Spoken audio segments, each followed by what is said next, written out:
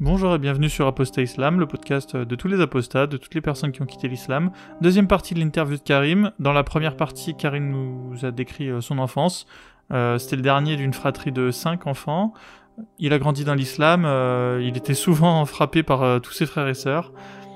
Et voilà, il nous a raconté dans la première partie comment il avait réussi à se sortir de cette martyrisation, on peut dire.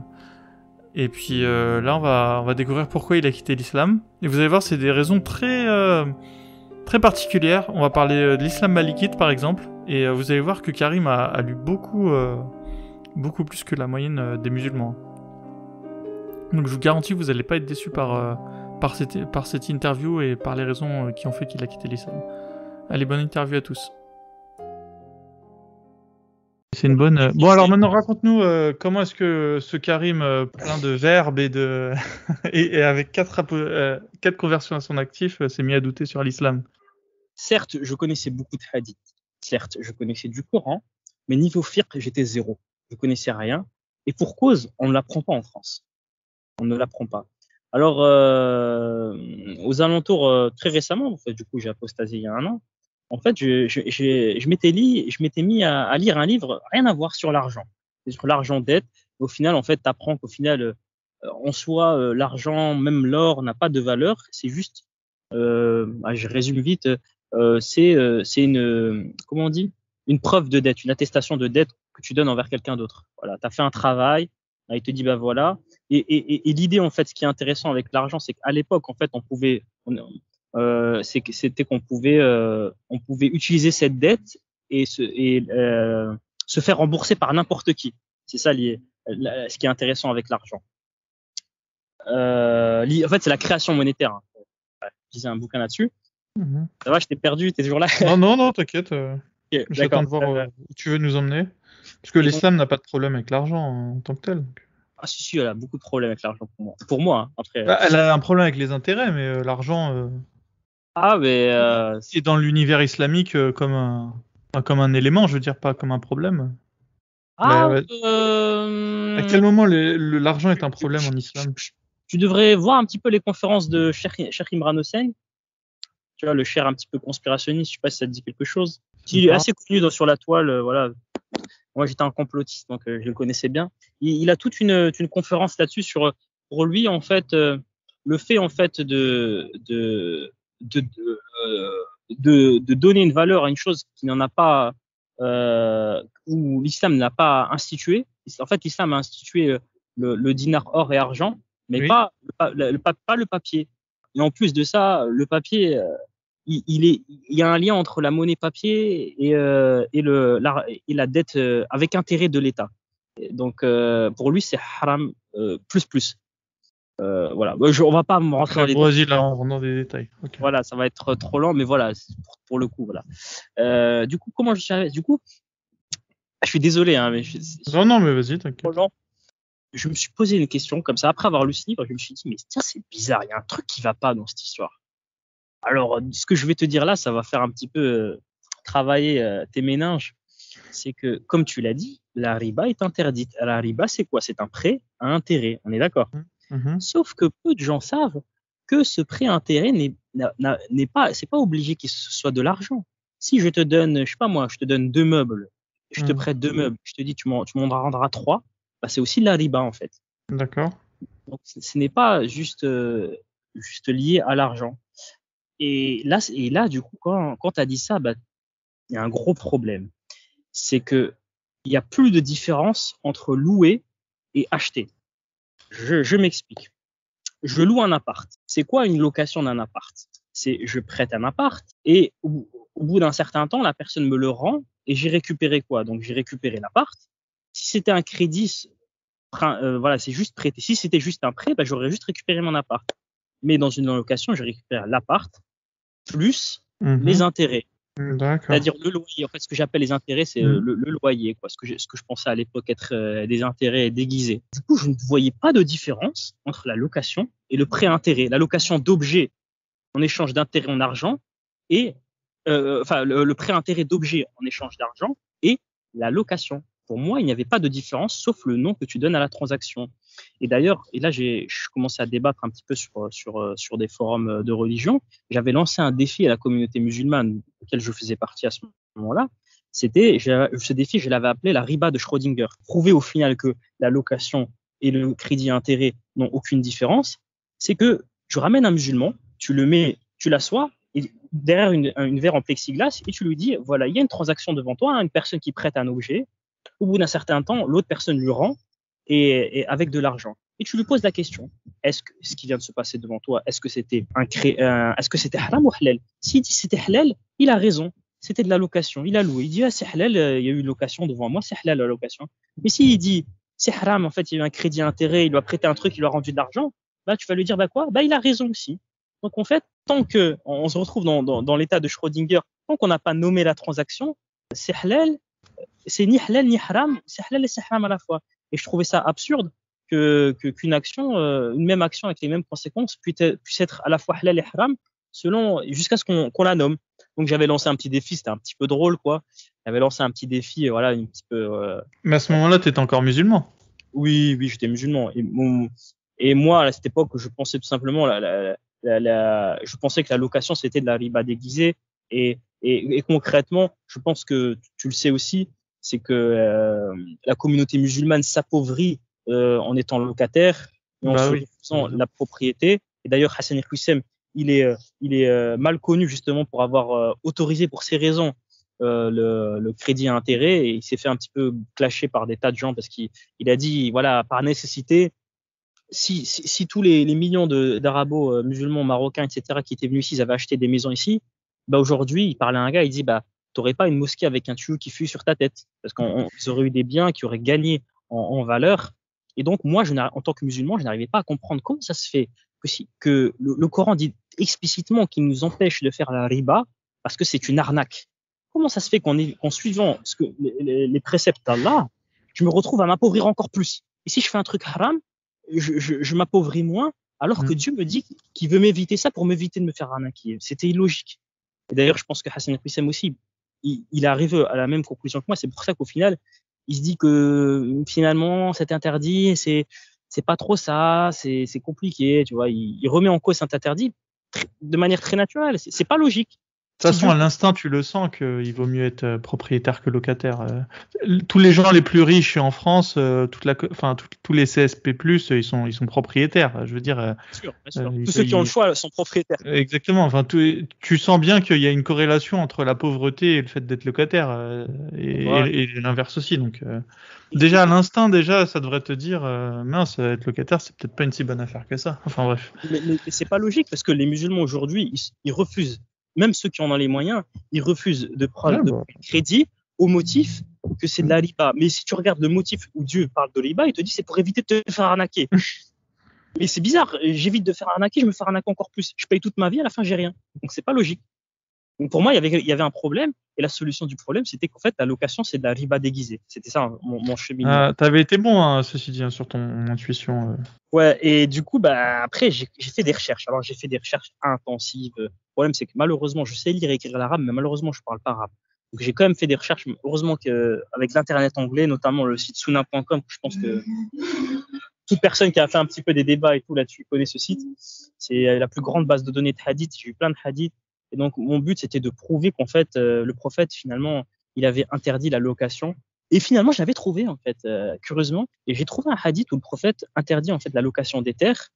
Et ce qui était assez drôle, c'était que cette interdiction, elle a été encore une fois abrogée. Et elle a été abrogée par un type qui était connu, qui dit, ouais, j'ai entendu le prophète l'abroger.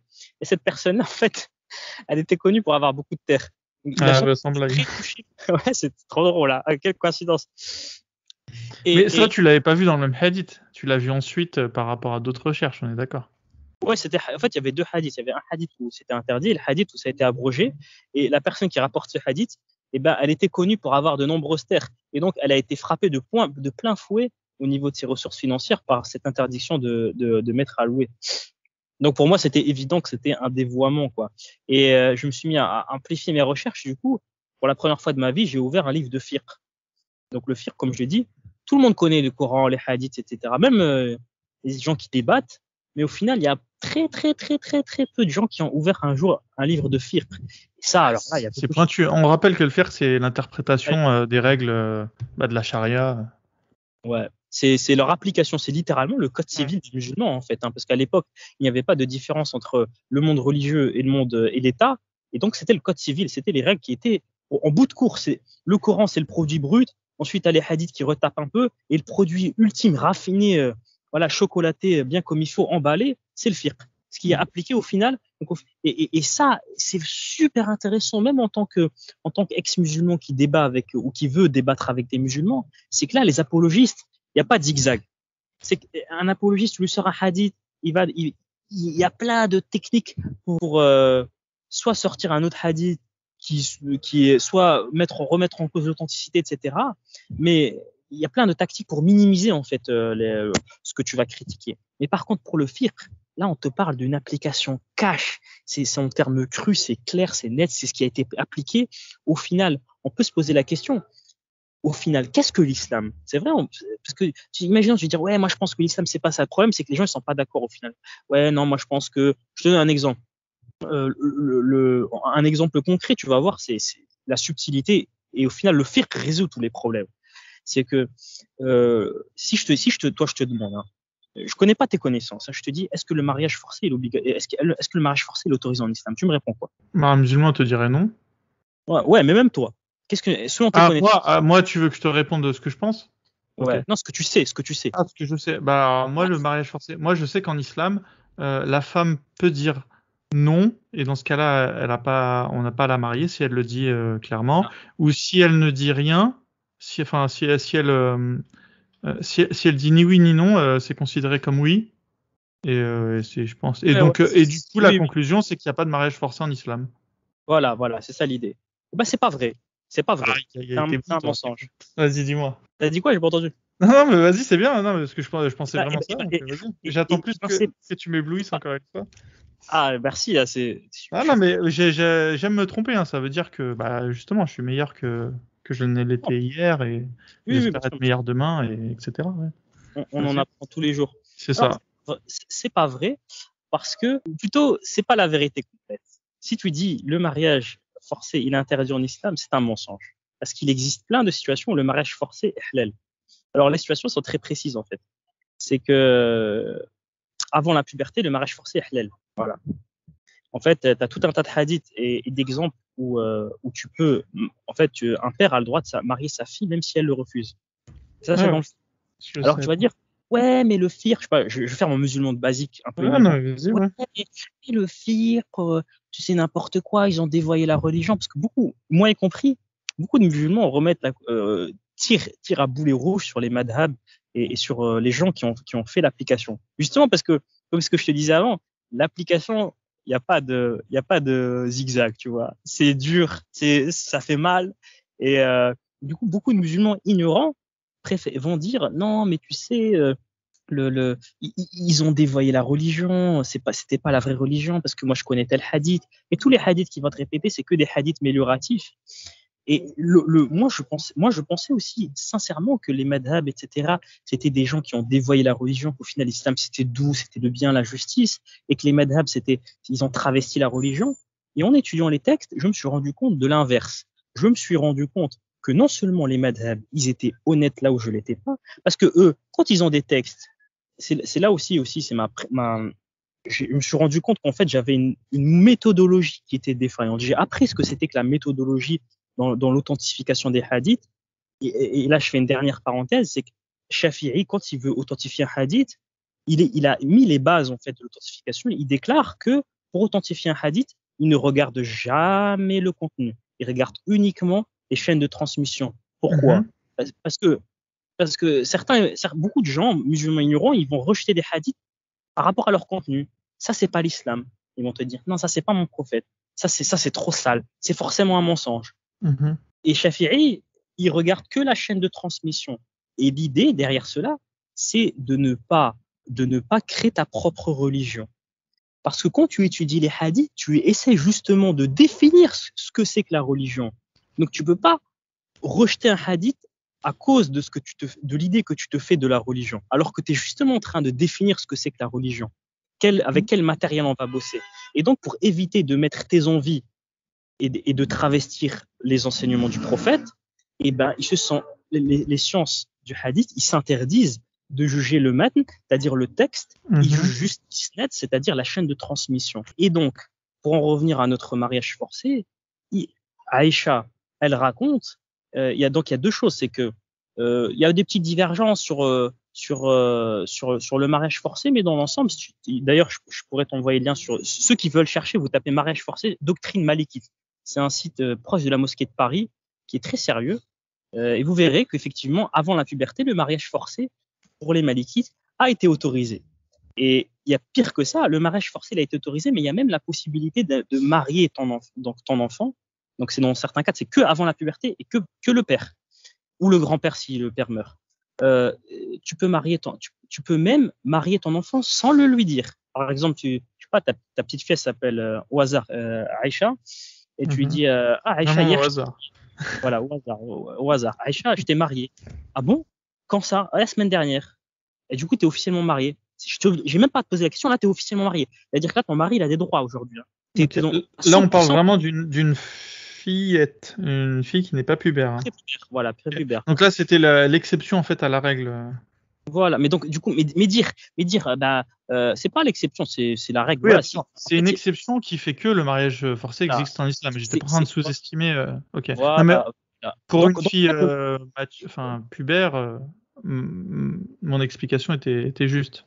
Voilà, okay. Ton explication, elle était incomplète. Oui, disons, voilà, oui, merci d'abord. Ouais. Si tu dis le mariage forcé est interdit en islam, c'est pas vrai. Je te dis, c'est pas vrai. Oui, non, je suis d'accord. C'est vrai. Et je ne le dirai plus à partir d'aujourd'hui.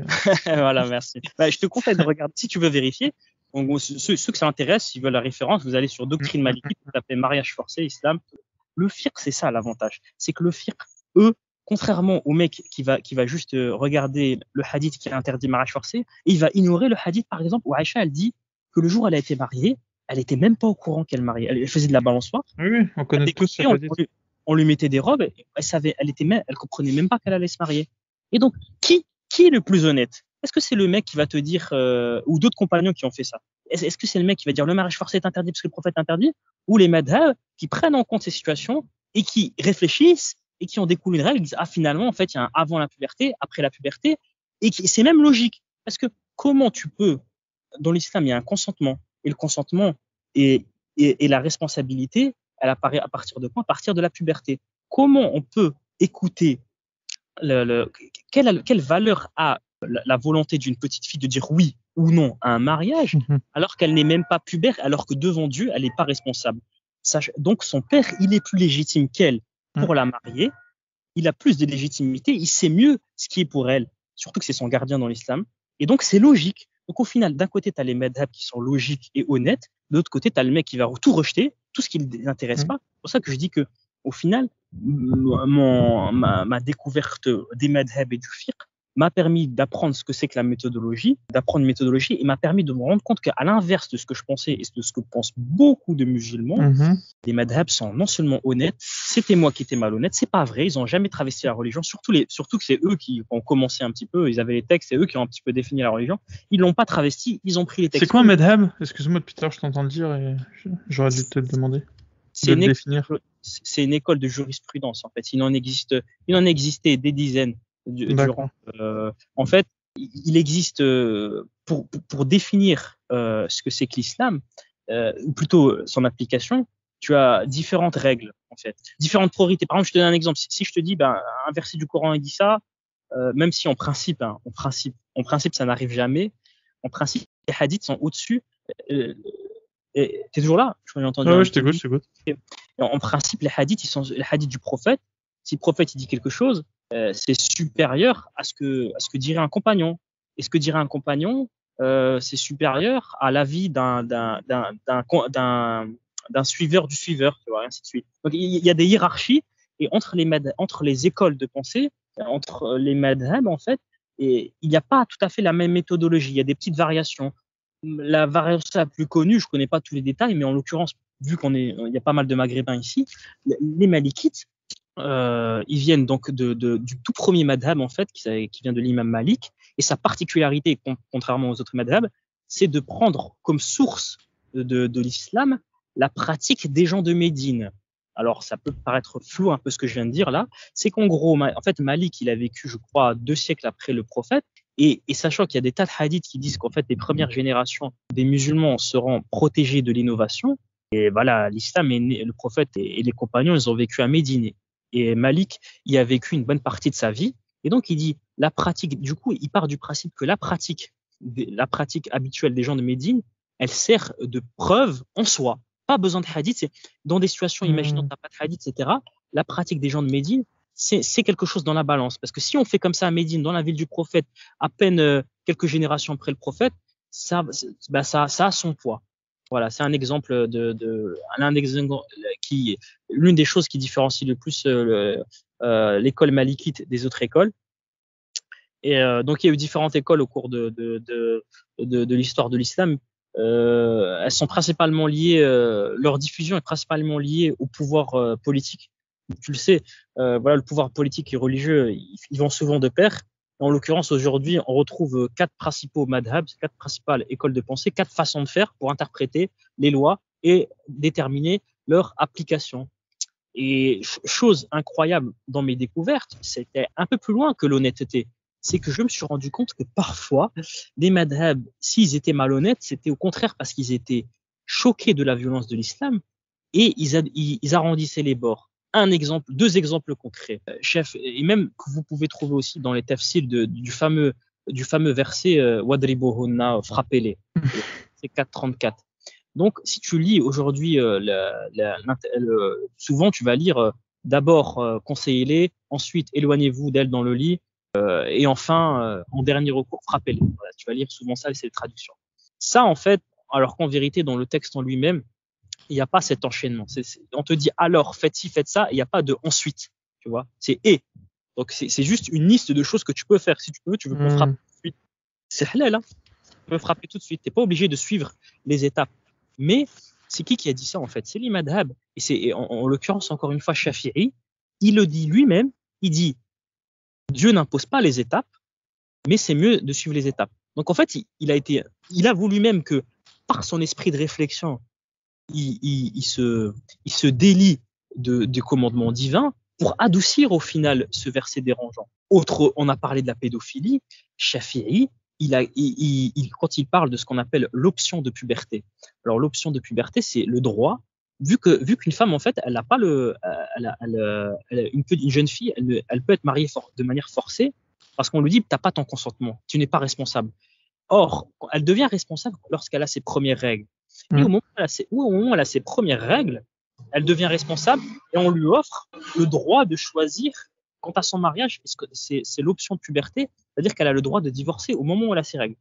Et Shafi'i, il en parle et il explique, quand il en parle, donc ce que je viens de te dire, donc elle a le droit de divorcer à partir du moment où elle a ses règles, parce que maintenant elle peut dire son mot, tu vois, elle est apte à parler par rapport à son mari, et il déclare que les mariages prépubères sont certes halal, mais déconseillés. Et la raison pour laquelle il déconseille, il dit parce que tu peux faire de ta fille une captive d'un homme qu'elle n'aime pas. Parce vu qu'elle n'a pas le droit de divorcer et qu'elle l'a même pas choisi, c'est un mariage forcé. Et là, Shafi'i, c'est énorme. Parce qu'en fait, non seulement il conseille un truc de sa propre réflexion, mais il montre un problème en fait. Il dit, c'est même une critique implicite des mariages forcés. Ouais. Et surtout à l'époque, à mon avis, pour oser dire ça. Bah oui, et ça aussi c'est un sacré argument que je vous conseille d'utiliser dans tous ceux qui te diront non mais à l'époque la pédophilie c'était classique. Si Shafi'i c'était pas longtemps après le prophète, donc même eux ça veut dire que ça les choquait au final. S'il te dit non mais c'est immoral parce qu'au final la petite fille elle peut être captive d'un homme qu'elle aime pas. Ça si t'arrives à nous retrouver ce passage, je trouve facile. Je le collerai dans ta présentation. C'est peut-être le plus gros élément que t'as dit. Au cours de cette heure et demie. Ouais, c'est énorme. Super je te remercie. J'espère que les auditeurs sont comme moi, mais. Voilà. Donc, si vous voulez la référence, en fait, tu m'enverras, je te fais confiance. Ah, d'accord. Je la mettrai. Ça sera ton petit devoir. Ma petite pierre à l'édifice. Je mettrai ça et comme ça tous les apostats du podcast pourront la ressortir. Ma De toute façon, da'wa. la pédophilie, c'est le point noir hein, pour moi de l'islam. Hein, de toute façon. Oui.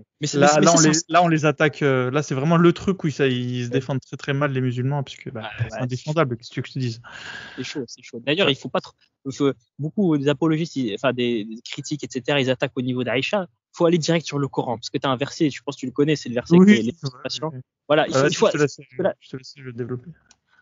Ouah, Oui, je sais pas il y a si un ça vaut le verset coup de qui dit développer. En fait, c'est que et tellement. même celles qui n'ont pas encore eu leur menstru. Voilà, en fait, il y a un verset spécifiquement où Dieu parle de divorcer les femmes, attention, avec qui on a eu des relations sexuelles. Parce que la période de viduité, c'est uniquement, et c'est Dieu qui le dit dans, Ça. enfin Dieu, Allah, quoi, voilà, dans le Coran, c'est uniquement celle avec qui on a eu des relations sexuelles. Donc si Dieu te parle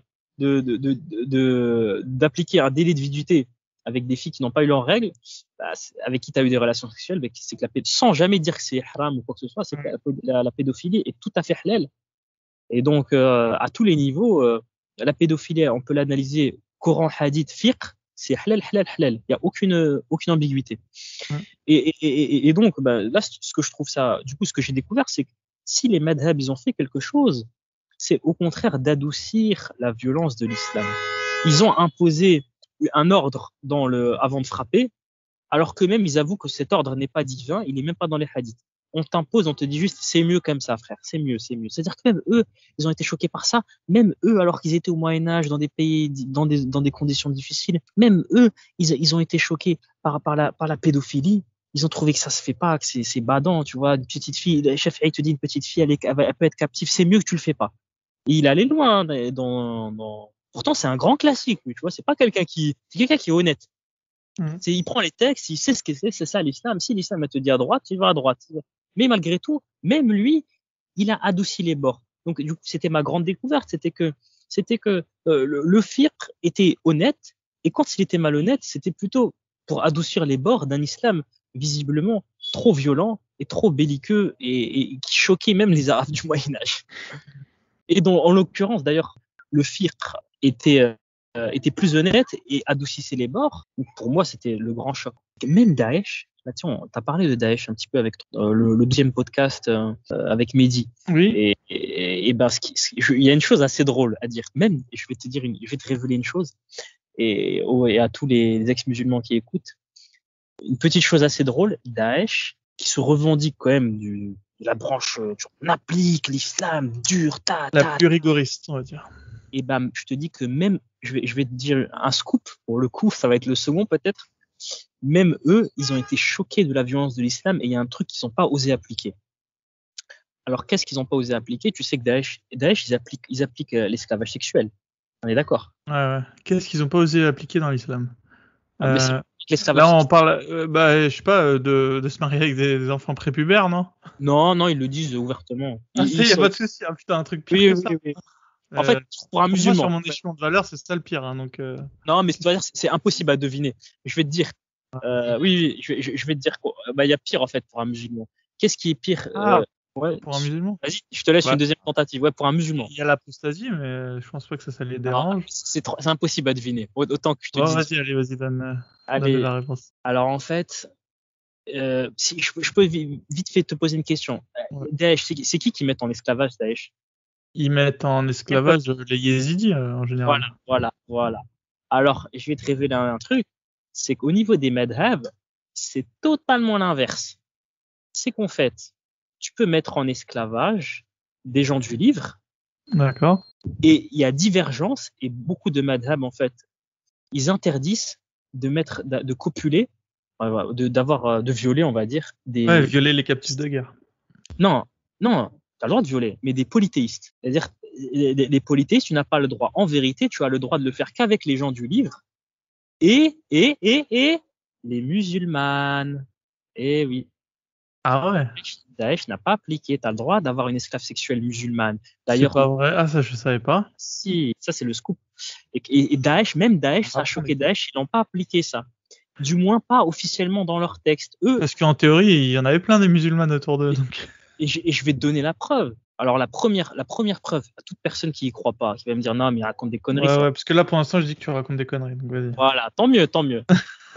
La première preuve, je mets au défi n'importe qui de me sortir un seul hadith du prophète ou verset du Coran qui interdit la mise en esclavage sexuel d'une femme musulmane. Ça, Ok, c'est le premier. ouais, mais là, on Parce que, pourrait dire non, que je c'était vais la aller logique. plus loin. Deux secondes. Parce que c'est pas, avant que tu répondes, il faut quand même que je te présente tout. Ça, parce qu'il faut connaître quand même que le droit musulman, c'est un droit positif. Tout ce qui n'est pas interdit est autorisé. Voilà, Alors, toi, tu me rétorques que quand même, c'est tellement naturel qu'il n'y a pas besoin d'écrire. ouais. Ben, je vais te dire, à plusieurs Ok. endroits dans le Coran, Allah parle d'esclaves musulmanes, de femmes esclaves musulmanes. Il dit pas, ah ben non, attention, celles-ci, il faut pas les prendre. Au contraire, elles sont recommandées. Alors, il y a plusieurs versets où on te parle, en français, en traduction, c'est marqué esclaves croyantes. On parle de femmes. Donc, déjà, les esclaves, elles peuvent être musulmanes. Après, la question, maintenant que tu dis, mais si les esclaves sont musulmanes, est-ce qu'elles ont un traitement de faveur? Parce que là, Dieu te dit, tu as le droit de les baiser, d'accord? Hors mariage. Dieu te dit, il y a des esclaves musulmanes. Et moi, je te dis, il n'y a aucune interdiction concernant, elles n'ont aucun régime de faveur. Et donc là, c'est la troisième preuve. Et maintenant, la quatrième, c'est qu'il y a eu historiquement des esclaves musulmanes, soit des femmes qui se sont converties, en fait, des esclaves qui étaient païennes et qui se sont converties à l'islam. Elles n'avaient pas, leur maître, c'était pas, ah, ça y est, t'as un esclave et musulmane, tu peux plus la violer, Coco. C'est fini. Ça serait trop facile, t'imagines, elles seraient tous converties. Donc, en fait, Oui, c'est vrai que logiquement, oui. voilà. Donc, et il y a aussi un verset, le verset de la prostitution, où Allah, c'est un verset très drôle. Celui-là, c'est une perle. Hein. Franchement, celui-là, il y a tellement de choses à dire, mais je vais essayer d'aller vite. Le verset de la prostitution qui dit, il parle à des macs. Alors littéralement des macros, hein, des proxénètes. Dieu s'adresse aux proxénètes et leur dit, ne contraignez pas vos esclaves à la prostitution, sauf celles qui ont fait vœu de chasteté. Et dans l'interprétation, en fait, ce verset, il est lié à un hadith où on te parle, en fait, il y avait un macro, en fait, qui avait des esclaves musulmanes, en fait, qui voulaient pas être prostituées et ils sont allés se plaindre chez le prophète, tu vois. C'est pour ça que ce verset est descendu. Donc, en fait, et la suite du verset, parce que tu vas me dire, oui, mais c'est bon, Allah, il interdit. Il interdit que celles que le maître considère comme chastes. Et Dieu enchaîne et il dit, et si vous les contraignez, alors là, je te laisse deviner la suite. Alors, ouais, c'est ça. Et si vous les contraignez, alors, ouais, vas-y, finis. Allez, je te laisse. Tente un truc. Là, c'est juste pour rire. Alors, on ne peut pas les blâmer, un truc comme ça. Voilà, tu le connais. Ah, putain, je suis bon, hein. Parce que non, une personne normale. En fait, une personne normale t'aurait dit, non, ça, c'est pas tout à fait, on peut pas les blâmer, mais c'est dans l'idée là, mais un musulman normal, il se serait attendu à, alors la colère d'Allah, le grand sauveur. Moi aussi, j'avais été choqué par ça. J'avais pas capté que c'était un Mac, le type. Bah oui, parce qu'on parle de prostitution. Oui, non, mais en fait, oui, quand tu l'expliques. Et d'ailleurs, ça s'adresse aussi aux apologistes qui disent que non, il n'y a pas de viol en islam. Là, regarde comment Dieu il parle à une personne, pas qui viole, mais qui fait violer des dizaines de fois une femme pour de l'argent. Dieu, qu'est-ce qu'il répond? Il répond, alors Dieu leur pardonnera après qu'elles aient commis leur péché. Je répète, Dieu dit, une fois que vous les avez contraignées, les femmes chastes, alors Allah pardonnera aux femmes chastes après qu'elles aient commis le péché. C'est absurde. Quel péché elles ont commis, les pauvres? Elles ont été prostituées. Donc la question. Dieu doit se dire qu'elles en ont pris du plaisir. Mais c'est n'importe quoi. Même en tant que musulman, c'est n'importe quoi. Il a pas quel plaisir. Alors là, on parle littéralement, Dieu, il parle de femmes qui refusaient d'y aller. Et on te dit. En musulman, le fait de copuler est un péché en soi, tu vois. Plaisir ou pas plaisir. Mais en plus, là, c'est la prostitution. Contraint ou pas contraint. Ouais, mais peut-être qu'ils ont une autre façon de voir le truc, tu vois. Enfin, qui est complètement tordue, je suis d'accord. Là, voilà comment Dieu parle de pas juste de sexe avec ton esclave, de prostitution avec des esclaves musulmanes. Voilà comment il leur parle. T'as vu comment c'est léger? T'as vu comment il les protège pas? Donc bref, voilà pour toutes ces raisons. Effectivement, en tout cas, je suis sûr que je sais pas si le prophète, je crois qu'il a eu des esclaves musulmanes, mais en tout cas, le prophète a eu des esclaves musulmanes. Sexuelles. Oui, et voilà. Et du coup, ça a choqué Daesh. Daesh, du coup, ils ont pas, en tout cas officiellement. Je pense que dans les faits, ils ont fait. Ils arrivent dans une bourgade, rien à foutre, quoi. C'est des captifs, on les prend, on s'en fout. Tu vois, ils ont faim, les mecs. Mais officiellement, dans leur texte, ils ont cantonné l'esclavage sexuel uniquement aux polythéistes comme châtiment à leur mécréance. Alors qu'en vérité, c'est l'inverse. en vérité, si tu veux vraiment suivre l'islam traditionnel, c'est les polythéistes, tu devrais les éviter et prendre que des musulmanes et des gens du livre en tant que partenaire, en tant que victime de viol, en tant que partenaire sexuel. Et ça, c'est assez drôle, tu vois. Du coup, même Daesh, tu vois, c'est comme, tu vois, le même, tu vois, genre, même moi, je suis choqué. Daesh, il est là, il dit, même moi, je suis choqué de l'islam sunnite. L'islam sunnite, c'est les plus violents que Daesh. C'est chaud. Hein. C'est à ce niveau, pour le coup. Et même eux, ils ont pas appliqué. Alors, je suis parti loin. Donc, on en revient à mon histoire, pour le coup. Ouais. Le petit Karim qui est en train de douter. Voilà, parce que là, le petit Karim était en train de douter, là. Enfin, ce qui était un grand Karim, d'ailleurs. Voilà. Donc, moi, on est parti loin, on a fait un petit détour d'une presque 40 minutes. N'oublie pas, c'était la location, mon sujet. Ouais, c'est vrai, d'ailleurs. Ouais. On est parti loin. Non, mais la location t'a fait réfléchir et chercher. Ouais, mais attends, du coup, j'ouvre mon premier livre de fiqh. Et là, je me suis rendu compte d'une chose. Malik, moi, on me l'a vendu, et je sais pas ceux qui le connaissent, on te le vend comme un génie intellectuellement et un génie aussi de la morale. C'est le premier gars qui a sorti un livre de jurisprudence. C'est lui qui a inventé la jurisprudence, tu vois. C'est pas n'importe qui, tu vois. Et d'ailleurs, je crois que je sais plus si c'est l'imam Ahmed ou l'imam Shafi'i qui dit le livre dont je parle, le Muwatta, c'est le livre le plus authentique après le Coran. Ah oui, d'accord. C'est-à-dire l'impact de ce livre, c'est quelque chose, c'est vraiment la crème de la crème. Et donc, je vois Shafi'i qui donne son avis sur le fait de louer. Moi, pauvre naïf que j'étais, je cherchais la justice sociale, tu vois, parce que je trouvais que c'était injuste. Mes frères, j'ai de l'amour envers les musulmans encore aujourd'hui, mais que mes frères souffrent et s'appauvrissent dans la location, ce que je considérais être une arnaque encore plus violente que le crédit intérêt. Donc, je cherchais l'interdiction. Et j'ai trouvé quoi? J'ai trouvé un imam Malik qui déclare ainsi les choses.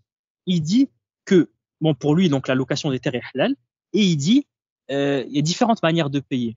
Tu peux payer à travers tu peux payer de manière fixe. Imaginons, je te dis, bah voilà, chaque mois, tu me payes une somme fixe d'argent. Tu peux aussi payer selon les rendements, parce que si c'est des terres agricoles, je te dis, je te donne un tiers de mes rendements ou 40%, la moitié. C'était ce qui était fait. Hein. C'était juste, ça partait il me semble, de un quart jusqu'à la moitié à l'époque. Et selon toi, quelle est la méthode de paiement la plus juste socialement? La plus juste socialement, c'est si tu loues, c'est sur le rendement de donner. Pourquoi? Parce que bien évidemment, quand il y a des mauvaises années, bah du coup oui. C'est injuste. Le mec, en plus de ça, les personnes qui louent, c'est des gens qui n'ont pas les moyens d'acheter des terres, donc de facto, c'est des pauvres. Oui, et puis d'ailleurs, celui qui loue, si le loyer est pas suffisamment élevé, bah il louera pas. Donc quand il loue, c'est forcément qu'il se sent gagnant en tout cas, qu'il se pense gagnant selon ses petits calculs. Donc. Bien sûr. Et de toute manière, ce que tu viens de dire là est très pertinent. Et ce qui était fou, c'est que moi, on m'avait préprogrammé à détester ça. C'est-à-dire, on t'explique pourquoi la riba est interdite. On te dit parce qu'un riche profite de sa position pour te faire une transaction injuste. Or, la location, c'est pareil. Parce que la personne qui a assez pour acheter, il le loue pas, il va l'acheter. Oui, c'est arnaque. Donc moi, je voyais les parallèles, ils étaient nombreux. Et ben voilà ce qu'a dit l'imam Malik. L'imam Malik a dit au contraire, il a dit, il a déclaré que c'était haram de faire sur le rendement. Et l'explication qu'il donne, il en donne deux des raisons. Il dit, la première, c'est celle que je viens de c'est absurde, immoral. La première, elle est immorale. Il dit, ouais, donc c'est pas vraiment une excuse. Il dit que bah, si tu as des intempéries, et bah, c'est dommage pour le propriétaire parce qu'il va rien gagner, alors qu'en fait, il aurait dû gagner, donc c'est mauvais pour lui. Ah, le pauvre propriétaire, on va le pleurer. Voilà, c'est ça. Alors, imagine-toi, moi, la baffe que je me prends, moi, le petit musulman d'Awaman qui pense que l'islam c'est le bien, que la charia c'est la justice sociale et que l'imam Malik c'est la crème de la crème, je me prends une grosse baffe. Donc là, ça c'est la première baffe. Donc ça c'est la baffe morale. Maintenant on va prendre la baffe intellectuelle. C'est stupide. La deuxième raison elle est stupide. Alors la deuxième raison elle est technique. C'est que le hasard il est interdit en islam et toutes les transactions qui ont affaire au hasard elles sont interdites. Et ben il dit vu que tu connais pas l'avenir, tu connais pas les rendements, tu sais pas exactement combien tu vas être payé. Et ben c'est le hasard donc c'est interdit. No fake. Il a vraiment dit ça. C'est incroyable. Ah, c'est léger, hein, puisque si c'était que le hasard, n'importe quel pecno vaudrait n'importe quel génie de l'agriculture, tu vois ce que je veux dire? Si tu prends un agriculteur compétent, c'est que tu te dis qu'il va faire du bon boulot sur ton champ et donc tu le rémunères en conséquence. Si c'était juste lié au hasard, mais non, mais c'est encore pire que ça. C'est encore pire que ça. on te dit que c'est du hasard parce que tu connais pas le futur. Je suis désolé, la transaction, c'est pas du hasard. Si je te dis, tu prends un tiers de tomate, un tiers de tomate, y a pas de hasard. La partie hasardeuse qu'il appelle. Ah oui, alors ah oui, à ce niveau-là, oui, oui, C'est oui, la oui. Alors là, moi, j'étais même parti encore plus loin. Oui, bah oui, je suis complètement d'accord avec toi, oui. Mais la partie hasardeuse, c'est un pas. Et si tu interdis cette transaction, mais tu interdis la totalité des investissements dans une entreprise, parce que tu te bases sur des bénéfices futurs que tu connais pas, donc entre guillemets hasardeux, parce que tu connais pas le futur. Oui, Mais bah, si tu pars du principe comme ça. et du coup, moi qui m'imaginais avoir quelque chose, voilà, on m'a vendu comme un génie de la jurisprudence islamique, comme un génie tout court. Moi, je trouve ça, Ouais, il a une mentalité de patron capitaliste à l'ancienne. Déjà, tu vois qu'il s'adresse à des propriétaires et donc C'est ça. À l'époque où les lettrés c'était les plus riches. Donc Ah déjà, oui. c'est un peu dégueulasse. Oui, d'ailleurs, ça, il faudrait le rappeler, c'est qu'à l'époque, déjà même juste pour avoir posséder un livre, c'est comme si aujourd'hui on possédait, je sais pas, une Ferrari, tu vois ce que je veux dire. Voilà. Donc les gens qui pouvaient se payer des livres, donc les bouquins de Malik, enfin, en gros, c'était un ou deux personnes par royaume, c'est-à-dire, je sais pas, le roi et son ministre des Finances, quoi. Enfin, l'équivalent, évidemment. Voilà. Et, oui. En l'occurrence, le Muwatta, c'était une commande du roi, justement. Ouais, bah voilà, non, mais oui, à l'époque. C'était une commande du calife qui avait besoin d'un bouquin, il avait besoin d'un code civil. Et en fait, et du coup, ça a été copié et ça a été envoyé durant dans les différentes bourgades. Et donc, voilà. Mais bourgade, à mon avis, c'est pas la petite bourgade qui pouvait se payer un livre à l'époque. Voilà. Mais bon, ça servait quand même d'autorité. Et mais comme tu dis, il pouvait pas se payer, mais voilà, c'était la référence, quoi. C'était. Non, mais en tout cas, ouais, clairement, il s'adresse à un public de personnes fortunées, quoi. Voilà. Donc forcément, il allait pas faire. Voilà. Il allait pas leur dire. C'est dégueulasse parce que on te vend l'islam comme le truc des pauvres. Et au final, tu vois que c'est le truc des riches. Et justement, on va parler pas mal d'argent là, parce que c'était les choses qui m'ont un petit peu réveillé.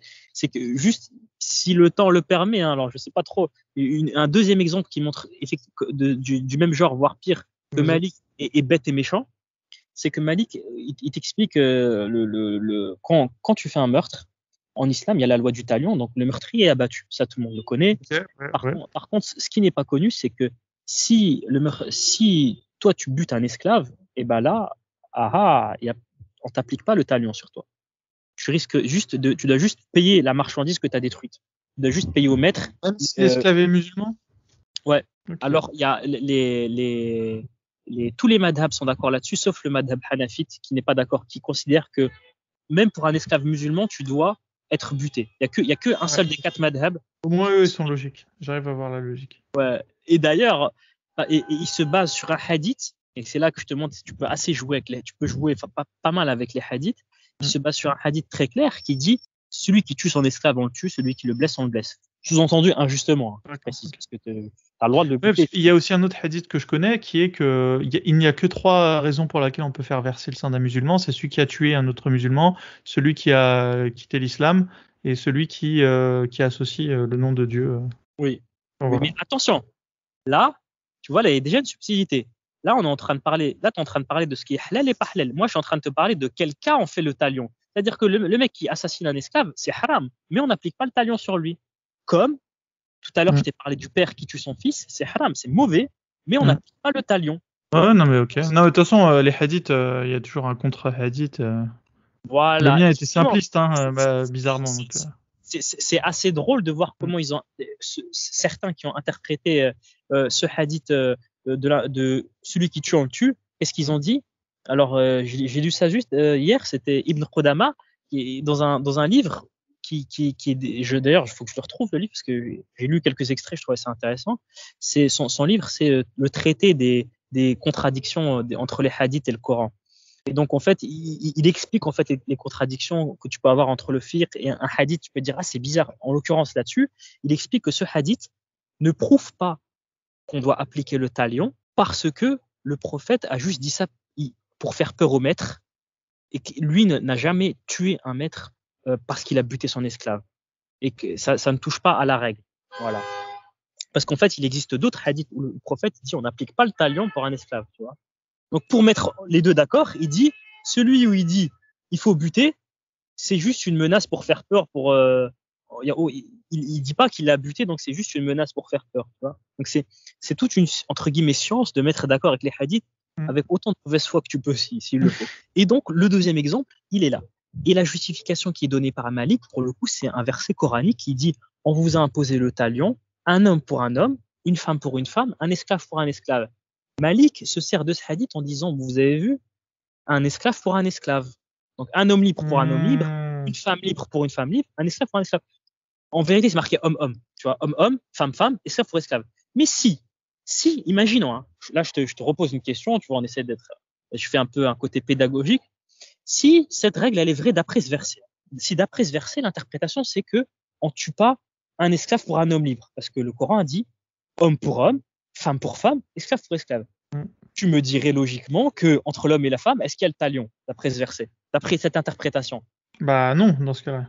Bah non. Et ben justement, Malik il l'a senti et juste après avoir dit ça, il dit attention. Et c'est pareil sur les sites musulmans que vous allez consulter, il dit attention.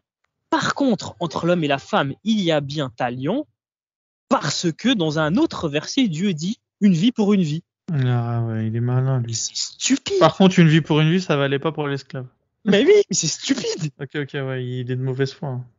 Mais c'est stupide. Après, il y a des hadiths, tu vois. Voilà, moi je dis c'est con quand tu regardes ça, non mais voilà. là clairement c'est de mauvaise foi parce que tu bref ouais.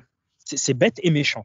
Franchement c'est bête et c'est méchant. Après il a pas le choix comme je te dis parce qu'il existe des hadiths qui prouvent qu'il y a pas de talion, tu vois. Ils prouvent qu'il y a pas de talion entre l'esclave et l'homme libre. Il y a des hadiths qui prouvent qu'il y a pas le talion n'est pas été appliqué.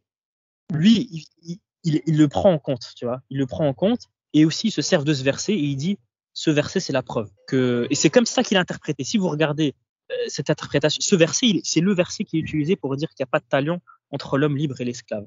Donc, encore une fois, c'est bête et c'est méchant, c'est immoral. Donc, pour un musulman, moi, en l'occurrence, quand j'ai découvert ça, j'étais musulman, j'ai été écœuré. Je me suis mis à détester une figure, le mec qui a créé la jurisprudence islamique. Mais tu étais encore musulman à ce moment-là? Oui, j'étais encore musulman. Je me suis mis à le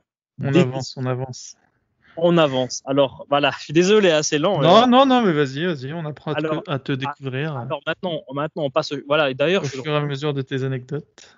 Voilà, d'ailleurs, je recommande à tous les ex-musulmans de lire juste la partie sur l'esclavage, les crimes, le Muwatta. Il est très facile. Vous tapez Malik Muwatta sur Google. Premier lien, il est téléchargeable en PDF. Vous tapez PDF Muwatta, vous allez MUWATTA PDF. Premier lien, vous le trouvez facile. Vous regardez tout ce qui est esclavage, tout ce qui est crime, tout ce qui est talion. Ah, c'est un festival, un autre festival. Si un homme et là c'est terrible parce que là tu peux les apologistes ils se couchent là-dessus. Si un homme frappe sa femme avec un fouet et lui crève l'œil, il y a pas de talion. Il y a pas de talion, c'est-à-dire que alors que les apologistes ils vont te dire l'inverse.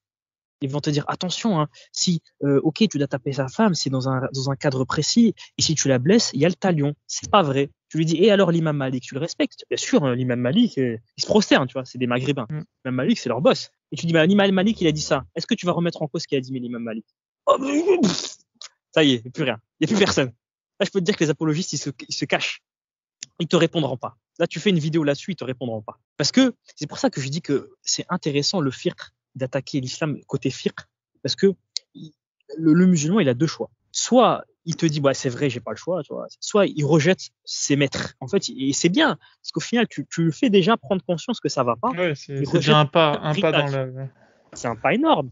Un musulman tu le fais rejeter le fiqh. Il a rejeté toute l'application de l'islam.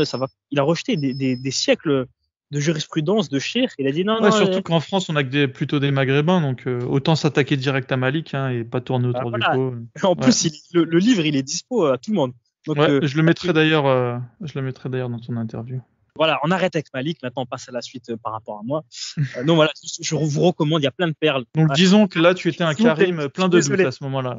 Je suis désolé, celle-ci, elle est franchement... En préparant l'interview, mentalement, j'y ai pensé, je me suis dit, ça va bien faire rire celle-ci. Celle-ci, elle va bien choquer plutôt. Je suis obligé, je vais rajouter encore une perle. Elle est magique. Malik, il explique que si toi, tu achètes un esclave sexuel et que tu trouves un défaut, donc tu dis, j'ai un défaut qui n'était pas prévu, je le rends.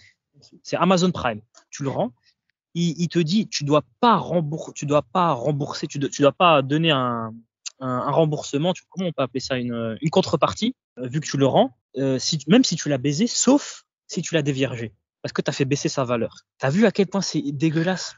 On reconnaît le côté pragmatique du marchand Ouais. d'esclaves. Ouais. Mais t'as vu que c'est dégueulasse. Donc il te dit, c'est le Ah bah Amazon. écoute, tu la rends déviergée aussi, toi. Après, t'as les mecs qui vont s'amuser à dévierger les nanas et à les rendre juste derrière aussi. En fait, c'est le Amazon Prime de l'esclavage sexuel. Bah maintenant, sur Amazon, on peut rendre les cafetières, mais ouais, à l'époque. Voilà, là, tu rentres en esclave, tu dis, ah non, il y a un défaut. Mais du coup, si tu l'as violée alors qu'elle n'était pas vierge, bah, t'as rien à payer. Par définition, l'esclave, en général, t'as tendance à la violer, hein, sauf si. Oui. Non, mais on sait jamais.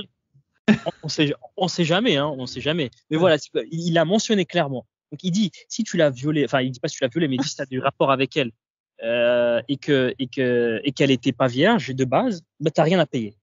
Tu la rends, t'as rien à payer. Donc je savais que cette anecdote, elle allait être. Ça devait être pas mal, hein, quand même, d'être un barbu au 7e siècle. Ah ouais, bah alors maintenant, imagine-toi dans la tête d'un pauvre mec musulman qui s'imagine que l'islam c'est la justice, l'islam c'est la beauté.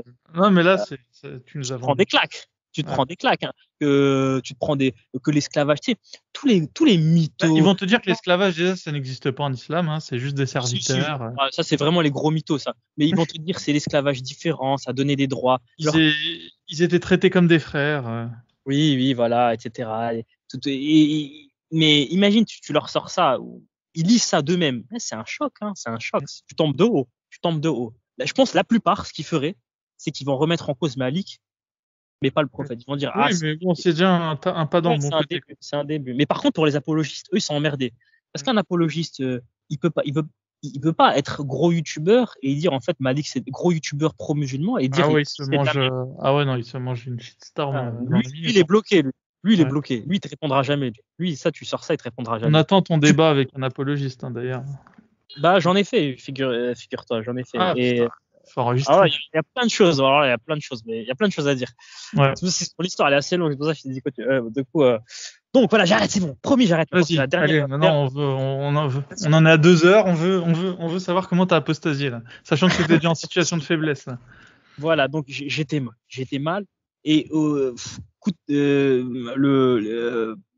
coïncidence, j'ai découvert tous les hadiths coranistes que même aujourd'hui, je trouve qu'ils ont raison, où effectivement, on te montre que le prophète a interdit l'écriture des hadiths.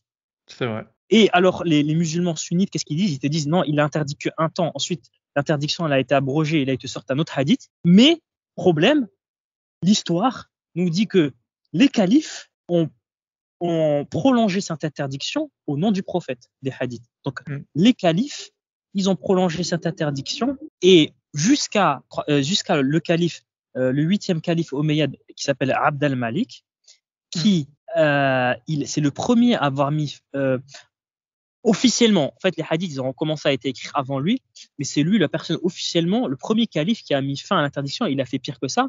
Il était dans une situation, et ça, c'était assez drôle parce que c'est Hassan al-Qusseym qui le raconte. Donc là, c'était magnifique. Pour moi, pour ma foi, c'est toutes les étoiles, elles étaient alignées, les planètes, elles étaient alignées pour détruire ma foi. C'était que moi, d'un côté, je découvre sur les sites internet que les hadiths, ils devaient être interdits, etc. Et qu'on a un Coran. Faut être un menteur pour dire l'inverse. Le Coran se présente comme se suffisant à lui-même. Il critique toute personne qui veut autre chose que le Coran. Il te dit, est-ce que vous voulez plus que le Coran? Est-ce que ça vous suffit pas? Est-ce que vous allez faire comme les autres avant vous qui a délaissé le livre de Dieu pour les textes des hommes? Pour moi, du coup, j'étais dans une période coraniste, en fait. En parallèle, j'ai Hassan al-Qusseym dans une vidéo dont j'ai oublié le titre, mais je crois que c'est ces incohérences qu'on nous impose. Voilà le titre de la vidéo. Je crois que c'est quelque chose ça. Vous tapez Hassan al-Qusseym, vous tapez. Je crois que c'est à vérifier. Mais au pire, je te donnerai le lien, tu pourras le mettre.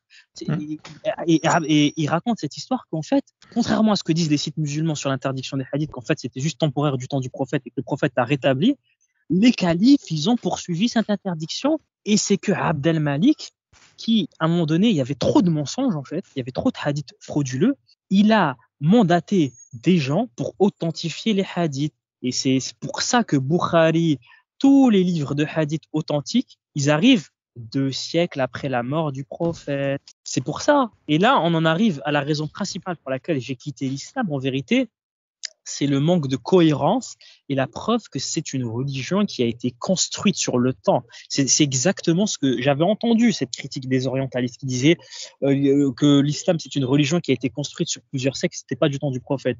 Mais je n'avais pas les infos.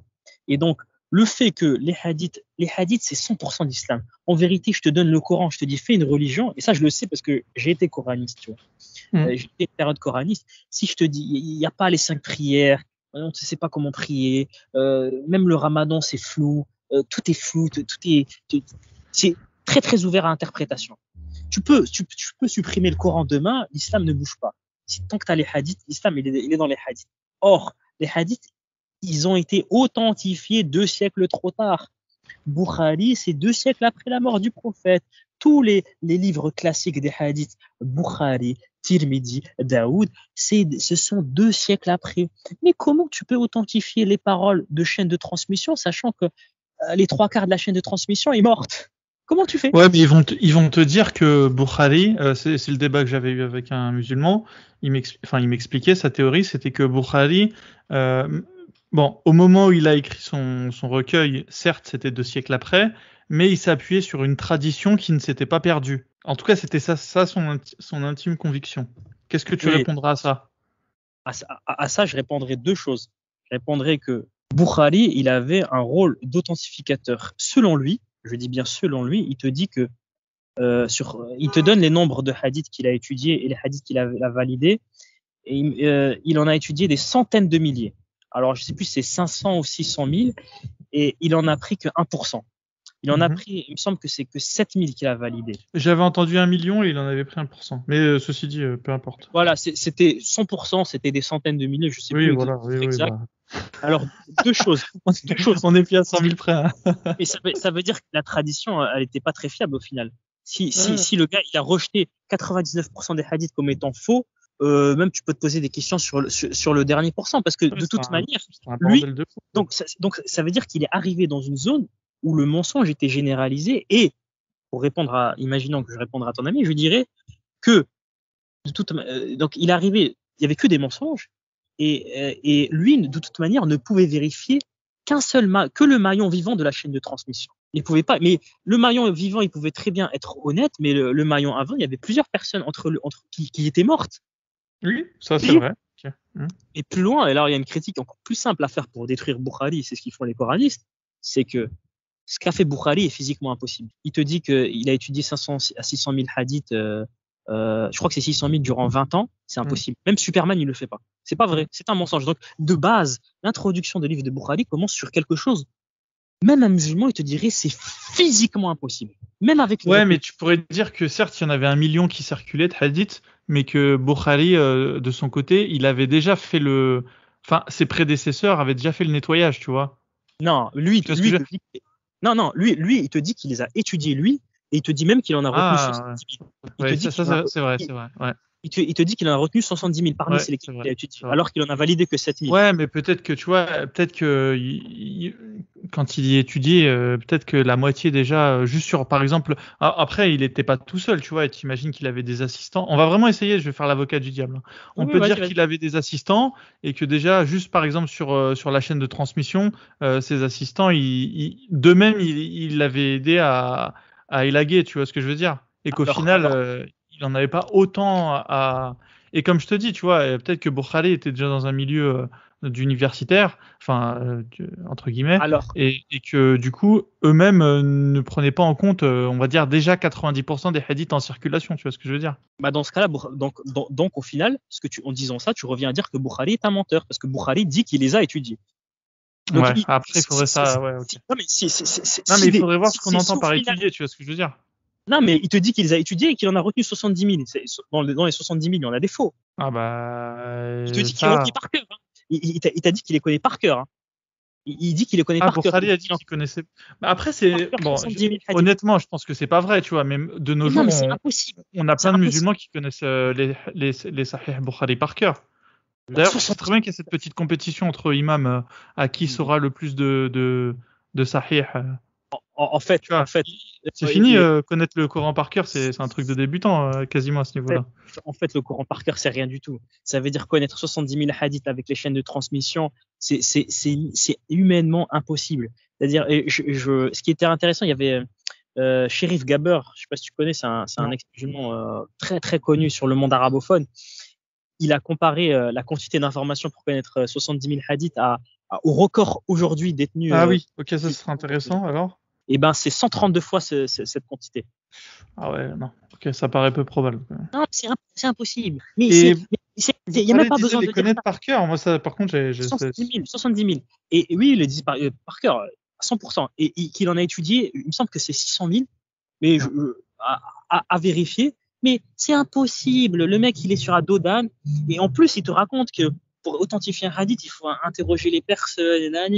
Donc déjà, Bukhari de base, et tous, c'est pareil. Parce qu'ils ont tous fait le même mytho, à dire qu'ils en ont étudié des centaines de milliers, qu'ils en ont retenu des dizaines de milliers. Tous les. Ouais, mais moi, comme je te le dis, peut-être c'est peut-être une simplification de langage qui. Moi, je prendrais pas cet angle d'attaque, tu vois. Même si je retiens ce que tu dis. Moi, c'est pas un angle d'attaque. Bah si, c'en est un, c'est un angle d'attaque. Tu dis que c'est pas possible. Moi, je te dis que c'est possible si on simplifie le langage, tu vois. Si on dit, écoutez, moi, j'en ai étudié 100 000, mais oui, évidemment, j'en ai pas lu. Enfin, je les ai pas étudiés à la loupe les 100 000. J'en ai étudié à la loupe 10 000. Et les 90 000, c'est mes assistants qui ont fait le boulot pour moi, tu vois, parce que je leur fais confiance. En fait, au final, tu dis qu'il s'est mal exprimé. Voilà. Oui, c'est ça. C'est complètement ça que je suis en train de dire. Donc, tu dis, il a écrit ça, mais c'était pas ça. Donc, d'accord, si tu veux. Non, il l'a écrit comme ça, mais c'était pour un peu se mousser, pour faire le beau, tu vois, mais. Oui. Donc, il a oublié de mentionner des assistants, et il a aussi oublié de mentionner qu'en fait, le chiffre, c'était beaucoup moins, et qu'en fait, il a pas vraiment étudié. Donc, au final, je pense qu'il va avoir des assistants. S'il était enfin, moi, je pense qu'à ce niveau-là, ils avaient des assistants, tous ces types-là. Enfin, là, par contre, ça serait de la logique même. On parle d'une époque où l'esclavage s'était généralisé. T'avais un esclave forcément qui était conscrit. De base, lui, le gars, il avait même pas prévu de faire ça. Il avait fait un voyage à la Mecque. Et en fait, il avait fait son hajj, en fait. Il avait fait son hajj. D'accord. Ensuite, il a fait durer le voyage, en fait, tout simplement. Ensuite, au lieu de rentrer direct, il s'est intéressé aux hadiths et c'est là qu'il s'est mis à les authentifier. Et c'était pas prévu, tu vois. Non, mais moi, entre nous, tu vois, évidemment que je me dis que c'est impossible, tu vois. Mais avec de la logique, j'arrive à tu vois, à faire plus ou moins rentrer le truc. Voilà, quoi. Enfin, je me verrais musulman et te faire cette défense et pas être franchement convaincu par ce que tu me dis, tu vois. Enfin, la concession que je te ferais, c'est que oui, il a peut-être un peu exagéré, tu vois. Oui. Et moi, justement, ce que je te répondrais, je te dirais d'accord, on est tous les deux d'accord qu'il a menti ou qu'il a pas dit la vérité, en tout cas. Oui, alors là, il peut avoir fait un mensonge par omission, évidemment. Oui, par omission ou ce que tu veux. Dans tous les cas, on parle de la personne qui authentifie les hadiths et ça commence déjà mal. Il commence avec un mytho par omission ou une fausse vérité absurde. Ça commence très mal quand même. C'est le mec qui authentifie les hadiths et qui fait l'islam. Omission, ce que tu veux, il a oublié de mentionner. Non mais. Moi, je le trouve pas mal. Je la trouve pas mal, ma défense. Si j'étais un musulman, je te ferais cette défense. Moi, à mon avis, à Boukhari, on peut l'attaquer sur d'autres trucs.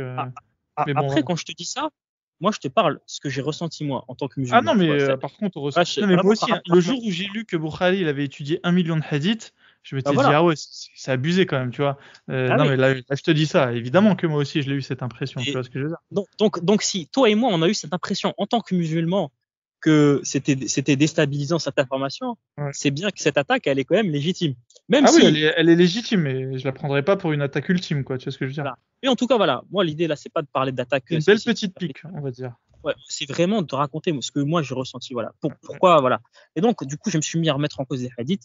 Et donc, voilà, j'ai eu une période coraniste où j'essayais, tu vois, j'ai étudié de manière intensive les versets du Coran par le Coran. C'est comme ça que les disent le coranistes. On étudie le Coran par le Coran. Et là, je me suis rendu compte. Et vraiment, je pense que c'est difficile de se rendre compte parce que si tu fais pas cette expérience, à quel point le Coran est mal écrit. Il dit que si t'as pas les hadiths et t'as pas les tafsirs, oh là là, bon courage quoi pour comprendre le Coran, c'est horrible. Les coranistes ne prennent même pas les tafsirs. Bah non. Ah oui, d'accord. Ah non, pour eux, le Coran se suffit à lui-même. Et c'est des hadiths, c'est le contexte de révélation, etc. Tout ça, c'est des hadiths. Donc, et du coup, tu peux avoir, en fait, et d'ailleurs, c'est tellement incompréhensible que tu ne trouveras pas deux coranistes qui ont le même avis sur le Coran. Chacun a sa version. Et sur des choses, t'as un mec qui va te dire que l'alcool est autorisé, que le porc est autorisé. T'en as un autre qui va te dire que il y a la réincarnation. T'en as un autre, ça part dans tous les sens. D'accord. Voilà, c'est compliqué, quoi. Et donc moi, à ce moment-là, j'étais mal. Ah, je peux te dire que là, j'étais mal. Au niveau de ma foi, là, j'étais mal. Et là, badaboum, cataclysme. Il s'est passé un truc. C'est que donc j'en avais un peu marre, tu vois, j'en avais un peu marre des études parce que je me prenais déconvenu sur déconvenu. Au niveau de l'islam, plus j'étudiais l'islam, plus c'était une cata, plus c'était plus ça C'était baissait une ma. insulte à ton intelligence. Ouais, mais tu vois, je me dis merde, j'étudie l'islam, je veux faire le bien et puis au final je perds ma foi, quoi. Je suis en train de perdre ma foi. Donc je savais que là j'étais quand même j'étais pas très loin de l'apostasie quand même. Je me suis dit voilà, c'est chaud là. Au final, tu te retrouves. J'étais pas satisfait du sunnisme parce que pour moi, c'était n'importe quoi pour moi, je te dis concrètement, pour moi, c'était le prophète qui aurait dû créer les hadiths. Si c'était si important que ça. Bah oui. Ben, si lui, il a parachevé la religion comme ils disent, etc., il a accompli pour nous son bienfait. Mais il aurait dû lui-même les écrire. Pourquoi il a interdit, etc. Casse pas la tête, écris-les toi-même, fais-les écrire toi-même. On aurait eu les hadiths les plus authentiques qui soient. Directement. Ça, c'est une très bonne attaque. Hein. Les chaînes de transmission, ce serait direct. Le prophète a dit d'écrire à son script ça. Voilà. Ça, les chaînes de transmission, maximum 2 personnes. Il n'y aurait pas eu de cassage de tête sur les chaînes de transmission, ni sur la. Il n'y aurait pas eu tout ce bordel au final. Il n'y aurait pas eu autant de hadiths contradictoires. Mais là, là, ce qui est drôle, c'est que c'est une bonne transition pour le Coran. Parce que le prophète n'a même pas fait ça pour le Coran. Et là, c'est encore pire. Bah, écoute, il voulait que tout le monde l'apprenne par cœur. Alors. Ah, mais attends, il a même pas fait le Coran de son vivant. Et d'ailleurs, même Abou Bakr, quand il l'a fait, il dit c'est une innovation. Il dit le prophète m'a pas ordonné de le faire, c'est une innovation que je fais. Et d'ailleurs, c'est la seule innovation en islam qui est acceptée. C'est-à-dire que les innovations en islam, tu le sais, elles sont mal vues. Ouais. Si tu fais une innovation dans la religion, l'islam, voilà, le propre de l'islam, c'est de suivre pas à pas les enseignements du prophète. Tu dois pas inventer en religion. D'ailleurs, c'est la seule innovation où tu peux être condamné pour apostasie si tu brûles un Coran qui est lui-même un produit d'innovation. Ce qui est assez paradoxal. Ça dépend pourquoi tu le brûles le Coran. Moi, je me souviens, en tout cas, vu que j'ai étudié le Coran, on avait pas mal de mushaf à la maison. Ouais. En fait, c'est assez drôle pour le coup. Souvent, en fait, les islamophobes, ils brûlent des Corans. Ouais. Toi, tu brûles. Oui, ça leur fait rigoler. Ils feront des vues sur YouTube. Mais sans le savoir, c'est qu'ils appliquent une méthode islamique de destruction d'un Coran. Et c'est encore une fois, c'est une belle transition. Pourquoi c'est dit islamique? Parce qu'en fait, Uthman, en fait, quand il a fait la 2e édition du Coran, il a brûlé les autres. Du coup, parce qu'il a fait ça, ils ont dit en fait, ça, c'est une méthode islamique de détruire le Coran. Parce que tu peux te poser la question, qu'est-ce que tu fais avec un mushaf à la fin? Est-ce que tu le détruis? Est-ce que tu le découpes? Faut pas le jeter dans la poubelle. En fait, ils disent, il faut le brûler ou l'enterrer. Et la raison pour laquelle ils disent, faut le brûler islamique pour le respecter, c'est parce que Uthman l'a fait. Et pourquoi il l'a fait? C'est parce qu'en fait, quand il a fait une seconde édition du Coran, il a voulu brûler toutes les variantes concurrentes. Et donc, parce qu'il a fait ça, et du coup, moi, à l'époque où j'étais musulman, je trouvais ça assez drôle. Je disais, en fait, sans le savoir, il respecte le Coran. Ceux qui brûlent le Coran, ils le respectent. Il faudrait plutôt le jeter dans la poubelle ou dans les toilettes. Là, tu ne respecterais pas. Là, tu ferais un blasphème. Mais en tant que musulman, une personne qui brûle le Coran, les musulmans, ils brûlent même le Coran. Une fois que tu vois, tu as des mushafs qui sont de mauvaise qualité, les pages elles se déchirent, etc. Tu le brûles. Moi-même, je l'ai brûlé avec mon père. Okay. Voilà. Donc, c'est une bonne transition. Après avoir remis en cause les hadiths, il s'est passé quelque chose. Et je pense que ça aussi, ça va. Oh là là, tu vas trouver ça mais pétillant. Quelque chose. Et ça m'a étonné que beaucoup d'ex-musulmans français sont pas au courant. Les ex-musulmans anglophones, ils sont au courant de ce que je vais te raconter. Un drama, un bad buzz gigantesque outre-Atlantique. Alors, le bad buzz, c'est quoi? C'est un grand cher du même niveau que Tariq Ramadan. Il avait, je crois, 1,5 million de followers qui s'appelle Yasser Qadi. C'est un cher qui est attends, je me déplace un peu. C'est un cher qui a fait ses études à l'université de Médine et je sais plus, c'est l'université, je crois que c'est Yale ou Harvard. Il a fait un second cursus dans une université, on va dire, d'un pays laïque, toujours en islam. C'est un gros morceau et en plus, il est très, très, très populaire. C'est autant Tariq Ramadan, tu peux dire il est populaire, mais c'est pas un vrai cher, tu vois. Il a pas de doctorat en islam et tout. Et Yasser Khadi, il l'a. Il a fait des grosses études respectables et il est respecté par les membres de la communauté musulmane. Alors, qu'est-ce qui s'est passé avec ce bonhomme? C'est qu'en fait, ses emails ont été divulgués. Ses emails personnels ont été divulgués. Et ce qu'il disait dans ses emails personnels, il remet en cause la préservation du Coran et il parle à un autre cheikh. Il lui dit, c'est indéniable qu'il y a des éléments humains dans le Coran, des aspects humains dans le Coran. Il dit que c'est un fait indéniable et que ce fait, il faut le cacher. Et il parle à un autre cheikh, hein. C'était une discussion d'élite. Et il dit, mais avant, il faut préserver la Oumma, mais il faut préparer la Oumma parce qu'elle va finir par le savoir. Et il faut préparer, il faut changer de paradigme pour préparer la Oumma et pour pas qu'il y ait une vague d'apostasie. Waouh! J'avais jamais entendu ça. Badaboum. Moi, alors imagine-toi, moi qui lis ça, et alors il y a beaucoup de choses à dire. Franchement, non, il y a une info aussi importante. Tu devrais faire un podcast juste sur ça. Non, mais qu'elle soit pas arrivée jusqu'en France.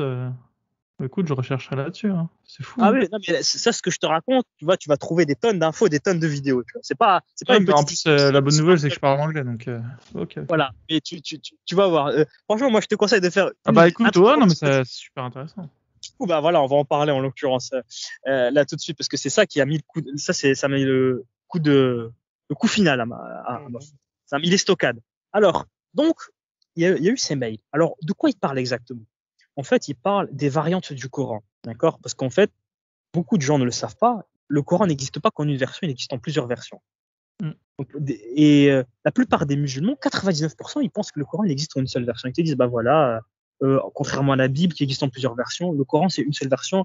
Nous, on est préservé, voilà, à la lettre près. Et c'est pas vrai. C'est un mensonge. Alors, il y a différentes, ça s'appelle des qira'at. Alors, là, le niveau 1, c'est, je vais essayer de définir par niveau d'ignorance. Le niveau 1, le musulman, il croit qu'il y a un seul Coran. Le niveau 2, le musulman, il est au courant qu'il y a plusieurs versions. Donc, la version qu'on lit actuellement, nous, la version la plus répandue, ça s'appelle la version Hafs.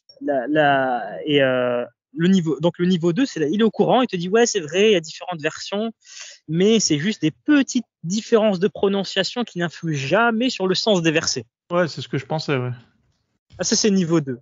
Le niveau 3, si tu connais des exemples précis où les qira'at influent sur le sens des versets, qui donnent à des versets des sens différents, voire contradictoires, des sens que tu peux pas mettre d'accord.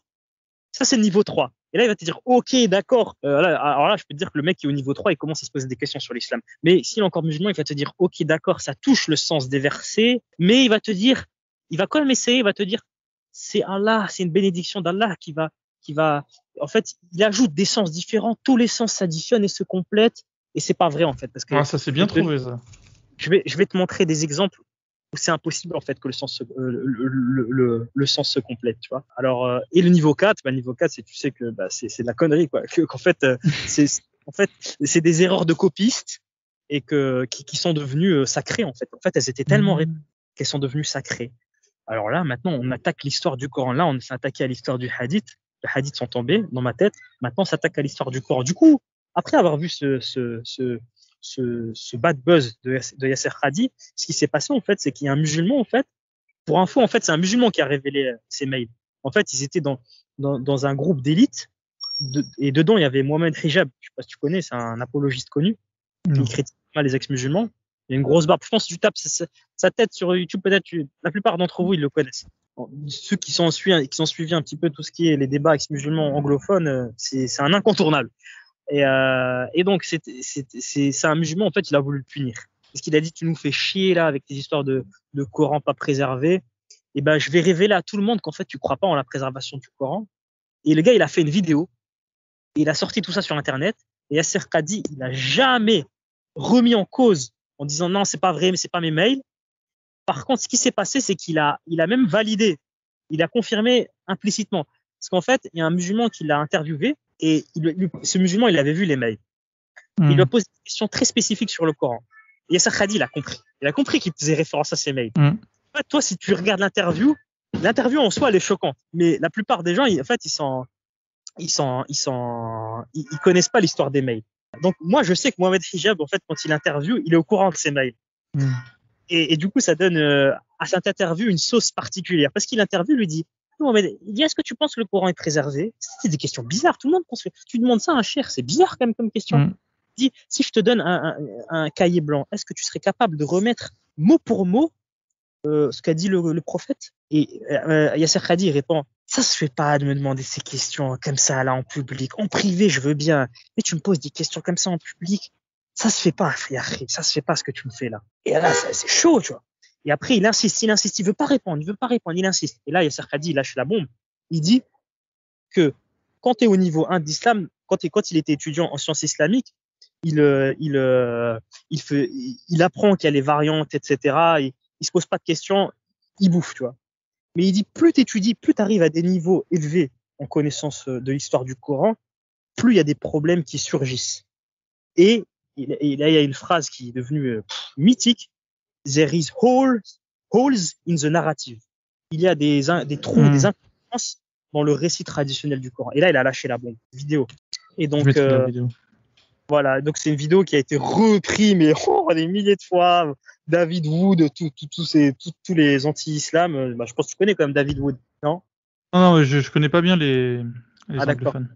Voilà, toutes les chaînes YouTube anti-islam, elles ont toutes repris en chœur. Il y a même eu des remixes, pour te dire. Il y a même eu une fresque géante qui a été faite, je crois, à Londres, sur cette phrase, qui a été taguée sur un mur.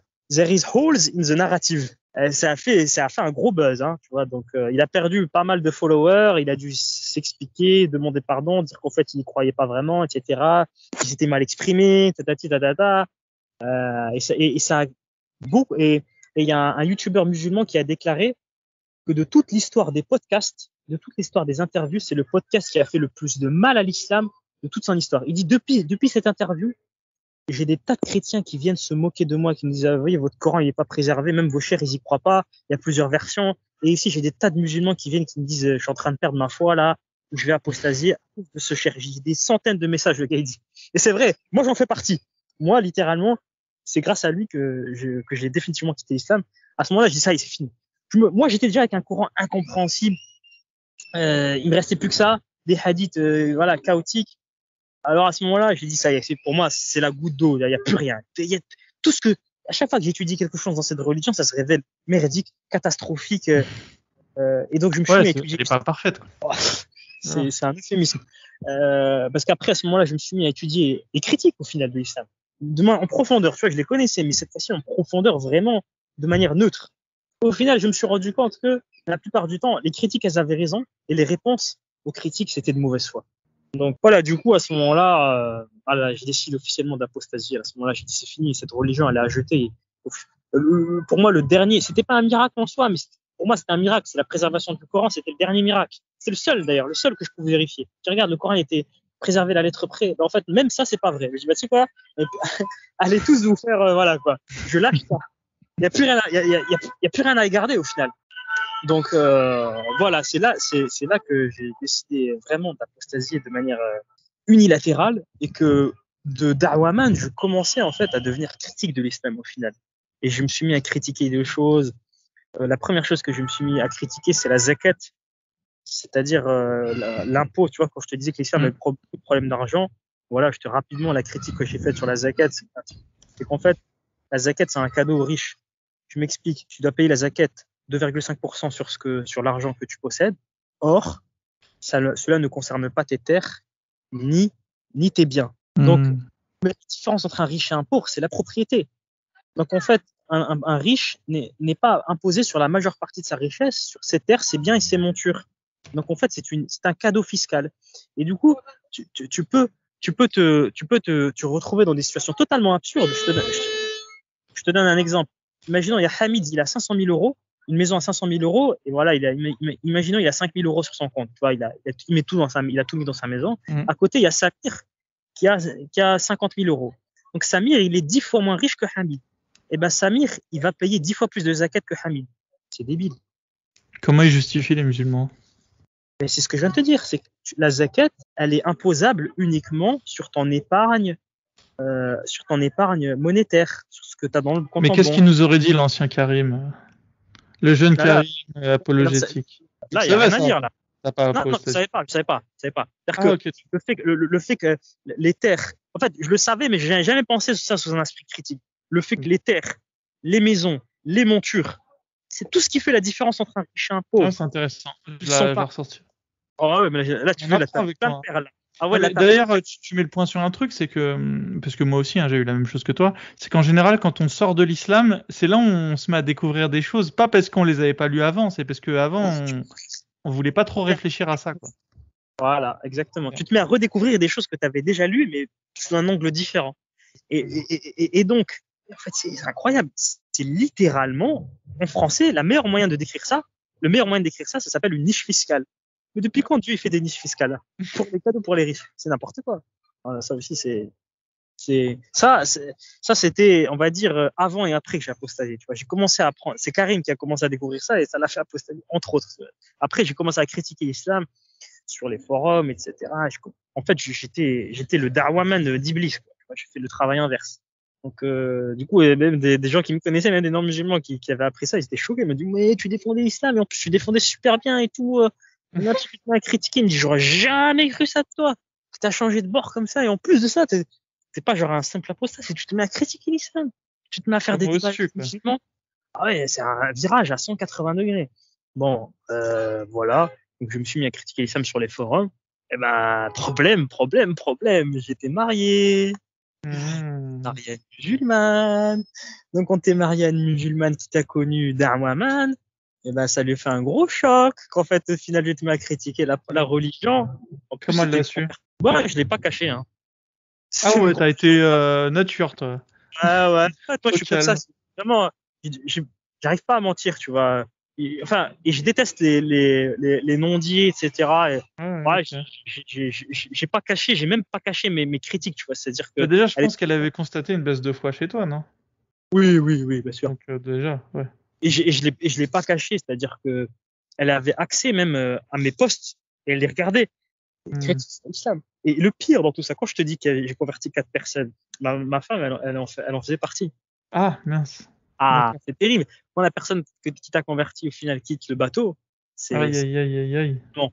Ouais, Et donc alors, elle a pas voulu se faire déconvertir non, elle a pas voulu parce que ouais, pour plein de raisons, parce qu'au final, T'as pas été suffisamment convaincant? c'est méchant, méchant. Non, non, non. Non, non, Si c'est pas. t'arrives à déconvertir quelqu'un, je veux bien la méthode, hein, parce que. Non, mais en fait, en fait, par rapport à son vécu, Ouais. l'islam lui sied bien, tu vois. C'est-à-dire qu'elle aime prier 5 fois par jour. Elle aime les choses bien encadrées. Elle a toujours aimé les choses. Même sa mère, elle le dit, elle aime bien Donne les un choses encadrées. cadre. Et elle aime le voile aussi. C'est-à-dire que en ayant eu un passé elle a vécu que ce soit des agressions sexuelles ou du harcèlement sexuel, elle est contente et elle trouve ça justifié par son passé de mettre le voile. Elles se sont en confort en étant cachées. Voilà, donc j'ai envie de te dire, l'islam pourrait être faux, qu'elle pratiquerait l'islam quand même. D'accord. C'est ce que je veux dire. Donc voilà, là, ça n'intéresse pas tout ça. Et donc bon, voilà. Il se trouve qu'en fait, les gens avec qui j'ai débatté, j'étais assez efficace la plupart du temps. Hein, on va être honnête, tu vois. Je gagnais pas tous les débats, mais la plupart du temps, je dominais le débat, tu vois. Parce que c'était pas vraiment des débats. C'était moi, je disais une chose, je disais par exemple comme l'histoire des mariages forcés. Je disais, les mariages forcés, c'est pas vrai que c'est interdit. Des mecs qui connaissaient pas, ils disaient, si tu dis n'importe quoi, et moi je leur sors les hadiths, c'est fini, j'ai gagné. Ouais, d'accord. Un autre de mes grandes critiques sur l'islam que j'ai faites, c'est que le viol n'est pas condamné en islam. Et tu dis si, le viol est condamné. Après, tu leur prouves que c'est pas vrai. Et là, tu les couches. Ils sont obligés. Tu leur sors leurs propres sources. Et comment se passent tes nouvelles aventures en tant qu'apostat? Tu gagnes encore les débats ou c'est plus compliqué? C'est comment? En fait, suite à mon divorce, j'ai arrêté les débats. En fait, Ouais, du coup, elle a demandé le divorce, madame. Oui, elle a demandé le divorce. En fait, mais c'est très compliqué. C'est que de base, en fait, elle le demandait pas. Et justement, c'est ce que je voulais dire, c'est que je me suis mis à débattre avec ces gens. Et en fait, c'est des gens qui ont commencé à me stalker, à chercher des informations sur moi, parce qu'en fait, à défaut de me battre sur les idées, ils voulaient m'attaquer, tu vois, sur ma personne. Ta personne, bah oui, c'est classique ça. Connu musulman. Ça ne t'étonne pas, j'espère. Ils savaient que j'étais marié, donc leur but, c'était de m'atteindre en partie en travers de ma femme, et ce qu'ils pensaient qu'en fait, elle n'était pas au courant, ma femme. En vrai, elle était au courant. Mais on va prévenir ta femme. En plus, tu vois, la plupart des hommes ils sont quand même frustrés, donc ça les faisait rager. Ils disent, putain, le bâtard, il est marié, tranquille, avec une femme voilée. En plus, il critique l'islam comme ça dans son dos. Donc, ils avaient la rage. En plus, ils nous cassent. Donc, ils avaient une énorme rage et ils ont monté une équipe. Ils se sont mis à analyser des milliers de messages, à chercher des liens entre des comptes. Je sais même pas comment ils ont fait, etc. Pour trouver des infos sur moi, comme but final de retrouver ma femme. Ils ont trouvé pas mal d'infos, mais ils ont jamais trouvé l'info ultime, tu vois, mon adresse, mon nom, mon prénom. Okay. Ce qui s'est passé, c'est que, en fait, ma propre femme est allée leur parler. Ouais. C'est la trahison, quoi. Et en fait, elle allait leur parler, mais initialement, en fait, elle est rentrée sur le bisou de Judas, quoi. Voilà, mais c'est plus compliqué que ça. C'est qu'initialement, elle est partie sur le forum. Je sais pas, parce que intellectuellement, en fait, elle s'ennuie un petit peu dans sa vie, et puis elle trouvait ça drôle. Elle me disait, je trouve ça drôle de débattre, etc. Et ce qui était drôle, c'est que parfois, à de rares moments, elle a débattu contre moi par pseudo interposé. Ouais, c'est une histoire de fou. Hein. Même moi, quand je te raconte, j'en reviens pas. Tu vois, je me dis, n'importe quoi. Non, mais il faut mieux en rire, Ouais. Et donc, et après, en fait, ça, c'est un forum modéré, tu vois, et t'avais des gens, tu vois, qui étaient assez extrêmes, mais ils avaient un genre de groupe vocal où ils pouvaient se lâcher, tu vois, sur côté Daesh, etc. Ouais. Et pour les musulmans, ils étaient invités, dont ma femme, tu vois. Mais toi aussi, d'ailleurs, tu étais invité à l'époque. Ouais, j'ai été invité pour débattre avec eux, en fait. C'est quoi le pire des trucs que t'as entendu sur le forum? Oh, mais c'était juste des apologies à Daesh, voilà. Ouais, ok, RS. Oui, mais je veux dire, voilà. La base, oui, non, mais je rigole, je fais le mec qui est étonné, non, mais ok. Oui, voilà, rien On les connaît. Ok. Voilà. Après, je les comprends, hein, personnellement. Mais franchement. Oui, non, mais je pense qu'ici tout le monde. En tant que musulman, à part les attentats suicides, qu'est-ce que tu veux reprocher à Daesh? Daesh, c'est l'islam. Hein. Le voile imposé, les ici, c'est ce qu'on pense tous. C'est l'esclavage sexuel, la guerre. Oui. C'est pas la beurette à chicha qui représente l'islam. Voilà. Jeter des homosexuels d'une falaise ou du haut d'un toit. D'ailleurs, c'est un hadith ça ou pas? Parce qu'à chaque fois je le dis, mais je. Alors il me semble que c'est d'une falaise. C'est d'une falaise.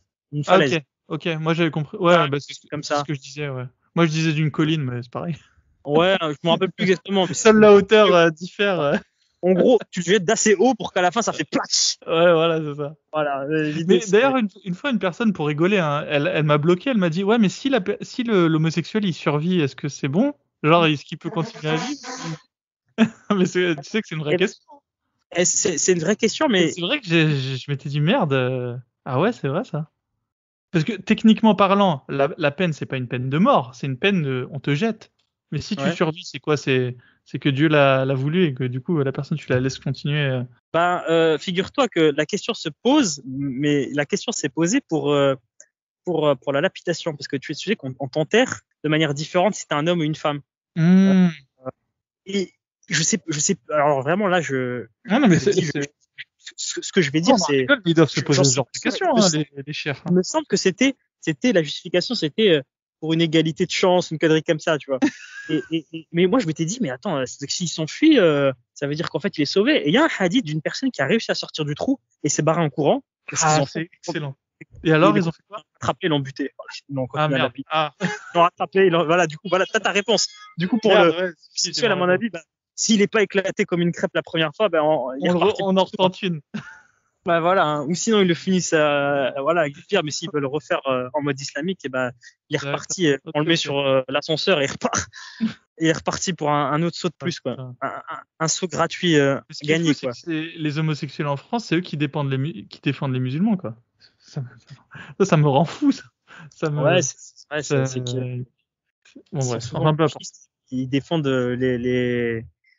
et en fait, en tant que minorité qui a été persécutée, ils se sentent épris de ce rôle de devoir protéger d'autres minorités persécutées. Même si ces minorités les persécutent eux dans leur pays d'origine. Voilà, c'est ça. Même si elle est persécutée. Donc, ils ont cette image, en plus de comment dire, tu vois, cette histoire de colonialisme, etc., de culpabilité, tu vois. Ouais. Je ressens de la culpabilité envers, voilà, donc forcément, tu vois un petit noir, je sais pas quoi, là, il finit avec les menottes, ou je sais pas, là, tu dis, police raciste, enfin bref. Karim, je te laisse faire une belle conclusion, tu peux prendre ton temps, mais après... Bon, moi, voilà, bah écoute... là, il n'y a plus personne qui nous écoute, là. De toute manière, là, il y a que le mec qui s'est endormi qui vient de se réveiller, là, et dire...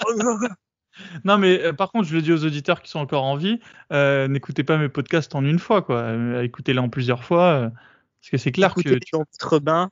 Ou alors, vous faites comme moi, vous les écoutez en x2. Moi, j'écoute tout en x2. Du coup, ce qui fait 2 heures fait 1 heure. Mais après, il faut... x2, c'est violent, quand même. Moi, je mets 1,25. Ah bah, petit à petit. Non, mais franchement, c'est rapide. Hein. Moi aussi, j'ai commencé à 1,25. C'est confortable, je sais pas. Non, je t'assure que on en reparle dans 6 mois. Alors, fais comme je te dis, et je t'assure que... Voilà. Bon, bref, peu importe. Et vas-y, je te laisse... Fais-moi une belle conclusion finale. T'as le temps que tu veux, il n'y a pas de souci. Hein. Alors, pour conclure, j'avais pas pensé à la conclusion, en fait. Non, mais c'est pas une conclusion, mais si t'as encore un truc à dire, voilà. Ça se termine pas. Après, si on a un truc à dire... que deviens-tu? C'est quoi ton état d'esprit? Ta nouvelle vision de la vie? Tu vois, il y en a des choses à dire. Plutôt parler du présent. Ben, dans un premier temps, conseil. Ouais, bien sûr.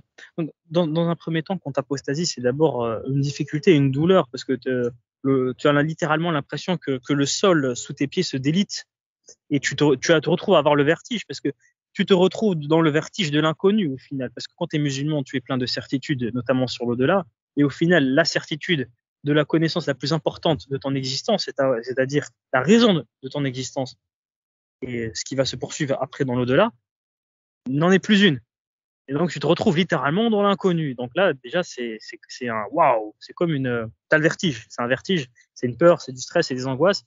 Mais dans un second temps, en tout cas pour moi, passer cette période de vertige et de questionnement et de difficultés morales, c'est le temps du réconfort.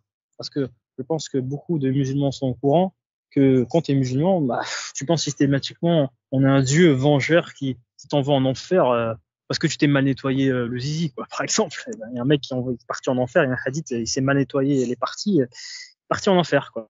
Et 999, il y a un hadith qui dit 999 personnes sur 1000 vont en enfer.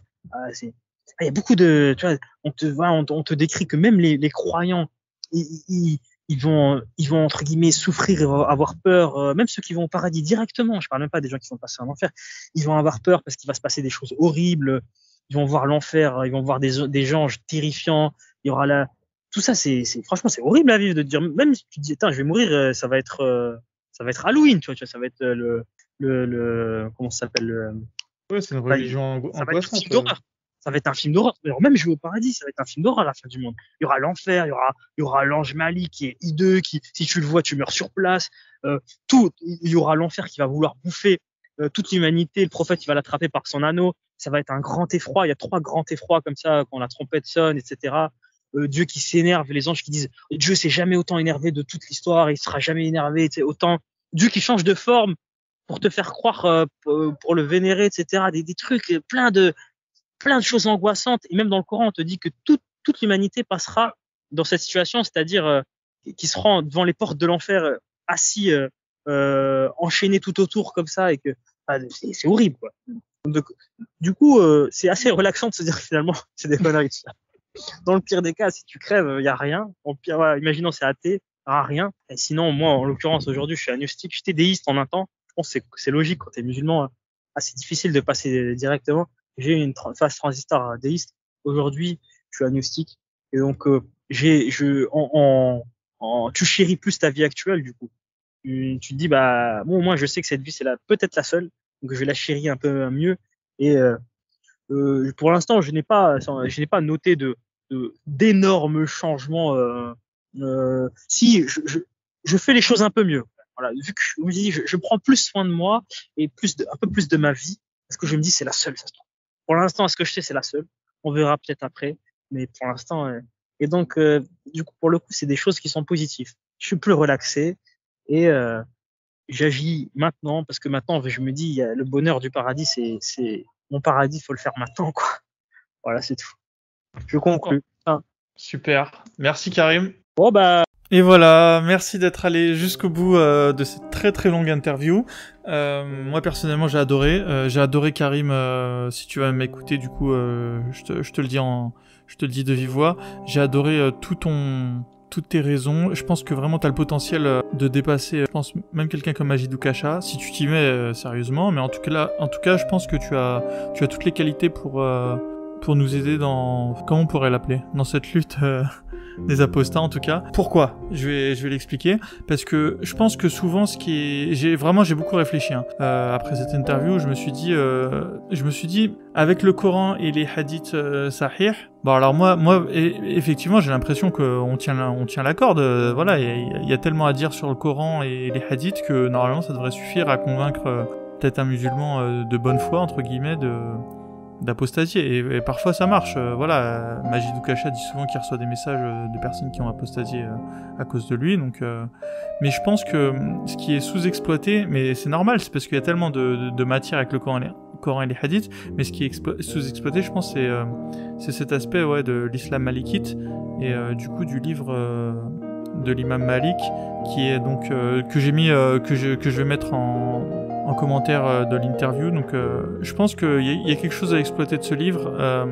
Pourquoi ? Parce que les Maghrébins en France sont des musulmans malikites, en tout cas ils se considèrent comme tels, et je pense que si on réussit à leur faire comprendre qu'il y a même un problème dans le livre de l'imam Malik, d'une part, je pense qu'ils n'ont pas encore...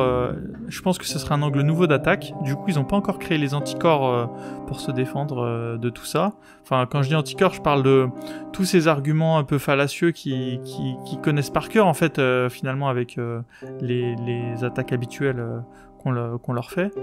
Et je pense que là ça permettrait de lancer une nouvelle série d'attaques argumentaires, hein, évidemment. Et je pense que si un musulman se dit déjà il y a un problème avec l'islam malikite, je pense qu'il peut du coup se dire mais moi je suis pas malikite, je suis musulman normal, enfin musulman, je me considère musulman, et puis voilà, l'imam Malik, je m'en fous de ce qu'il dit, et voilà, et effectivement peut-être qu'il dit des conneries, et je pense que ça serait déjà une première pierre dans le doute de l'esprit de cette personne. Et je suis en train de lire un livre dont je vous parlerai au prochain épisode, mais en tout cas où la personne ça a été graduel en fait, sa déconversion. Je pense que ça peut être une piste en fait. Je pense que ça peut être une piste nouvelle. Voilà. Si déjà on fait douter... En fait, je pense que dans l'apostasie, ce fait de commencer à douter, c'est souvent le début de la fin en fait. Alors évidemment, derrière le combat est long, et il faut toute une série de doutes avant d'apostasier, mais je pense que si on peut lancer cette première pierre dans la mare, ça peut être une chose intéressante. Donc je vais essayer de lire, je vais prendre le temps de lire le livre de l'imam Malik, et si je trouve des choses à y redire, ça pourrait être des bons points d'entrée pour des futures critiques, parce que je pense que ça a été éculé, les hadiths sahih de Muslim et Bukhari, et le Coran encore plus. Voilà, les musulmans ont trouvé toutes les parades pour ne pas considérer qu'il y a un problème dans tout cela. Donc là, ça serait des nouvelles charges d'attaque qu'on peut leur envoyer, et ça c'est quelque chose que j'ai pensé avec toi, Karim. Merci mon cher Karim, en tout cas. Mais moi aussi, j'étais de l'école qui se disait il faut prendre les hadiths sahih, Muslim, Bukhari et le Coran, et ça suffit. Mais non, en fait ça suffit pas, il faut prendre de nouveaux angles d'attaque. Donc voilà, c'est comme en boxe, hein. Si le boxeur on tente de frapper en bas et qu'il se protège en bas, il faut changer, il faut varier les coups, hein. Donc voilà, on va voir ce que ça donne, hein. Et puis on se tient au courant sur toute cette affaire de l'imam Malik, mais je pense que ça peut être un bon angle d'attaque. Ça aurait été des critiques sur les autres écoles de jurisprudence. Je dis pas que ça aurait été nul et non avenu, mais voilà, si on critiquait, je sais pas, les Hanbalites, on sait très bien que c'est en Arabie Saoudite. Bon, du coup, les musulmans de France peuvent ne pas se sentir concernés. Mais si on attaque direct, mais l'imam Malik, là, qui est un peu leur, je sais pas moi, celui qui a créé la branche de leur religion, je pense que ça peut être sympa. Donc voilà, on se tient au courant sur tout ça, et puis en tout cas, je vous dis à très bientôt, et n'oubliez pas de me contacter pour faire une interview, là. Tous ceux qui m'écoutent, là, je vois les pays desquels vous venez, là, qui sont un peu exotiques, venez. Contactez-moi par email, apostaislam@gmail.com. Contactez-moi sur Facebook, Momo Apostat Islam. Contactez-moi même maintenant sur le réseau social Discord, qui n'est pas tenu par moi, je tiens à le dire, mais voilà. mais qui a bien débuté, hein. Allez sur Discord, les petits jeunes, vous allez trouver du monde, vous allez trouver des anciennes personnes qui ont fait des interviews. Sinon, je suis aussi sur Twitter, mais bon, là pour l'instant, c'est pas très actif. Et puis voilà, je vais essayer d'ouvrir un Telegram, histoire de varier les plaisirs. Mais allez sur Discord, là, ça peut être pas mal. Franchement, il y a pas mal de monde, c'est bien animé. Donc foncez, tout est en lien du podcast. Allez, merci pour tout, à bientôt.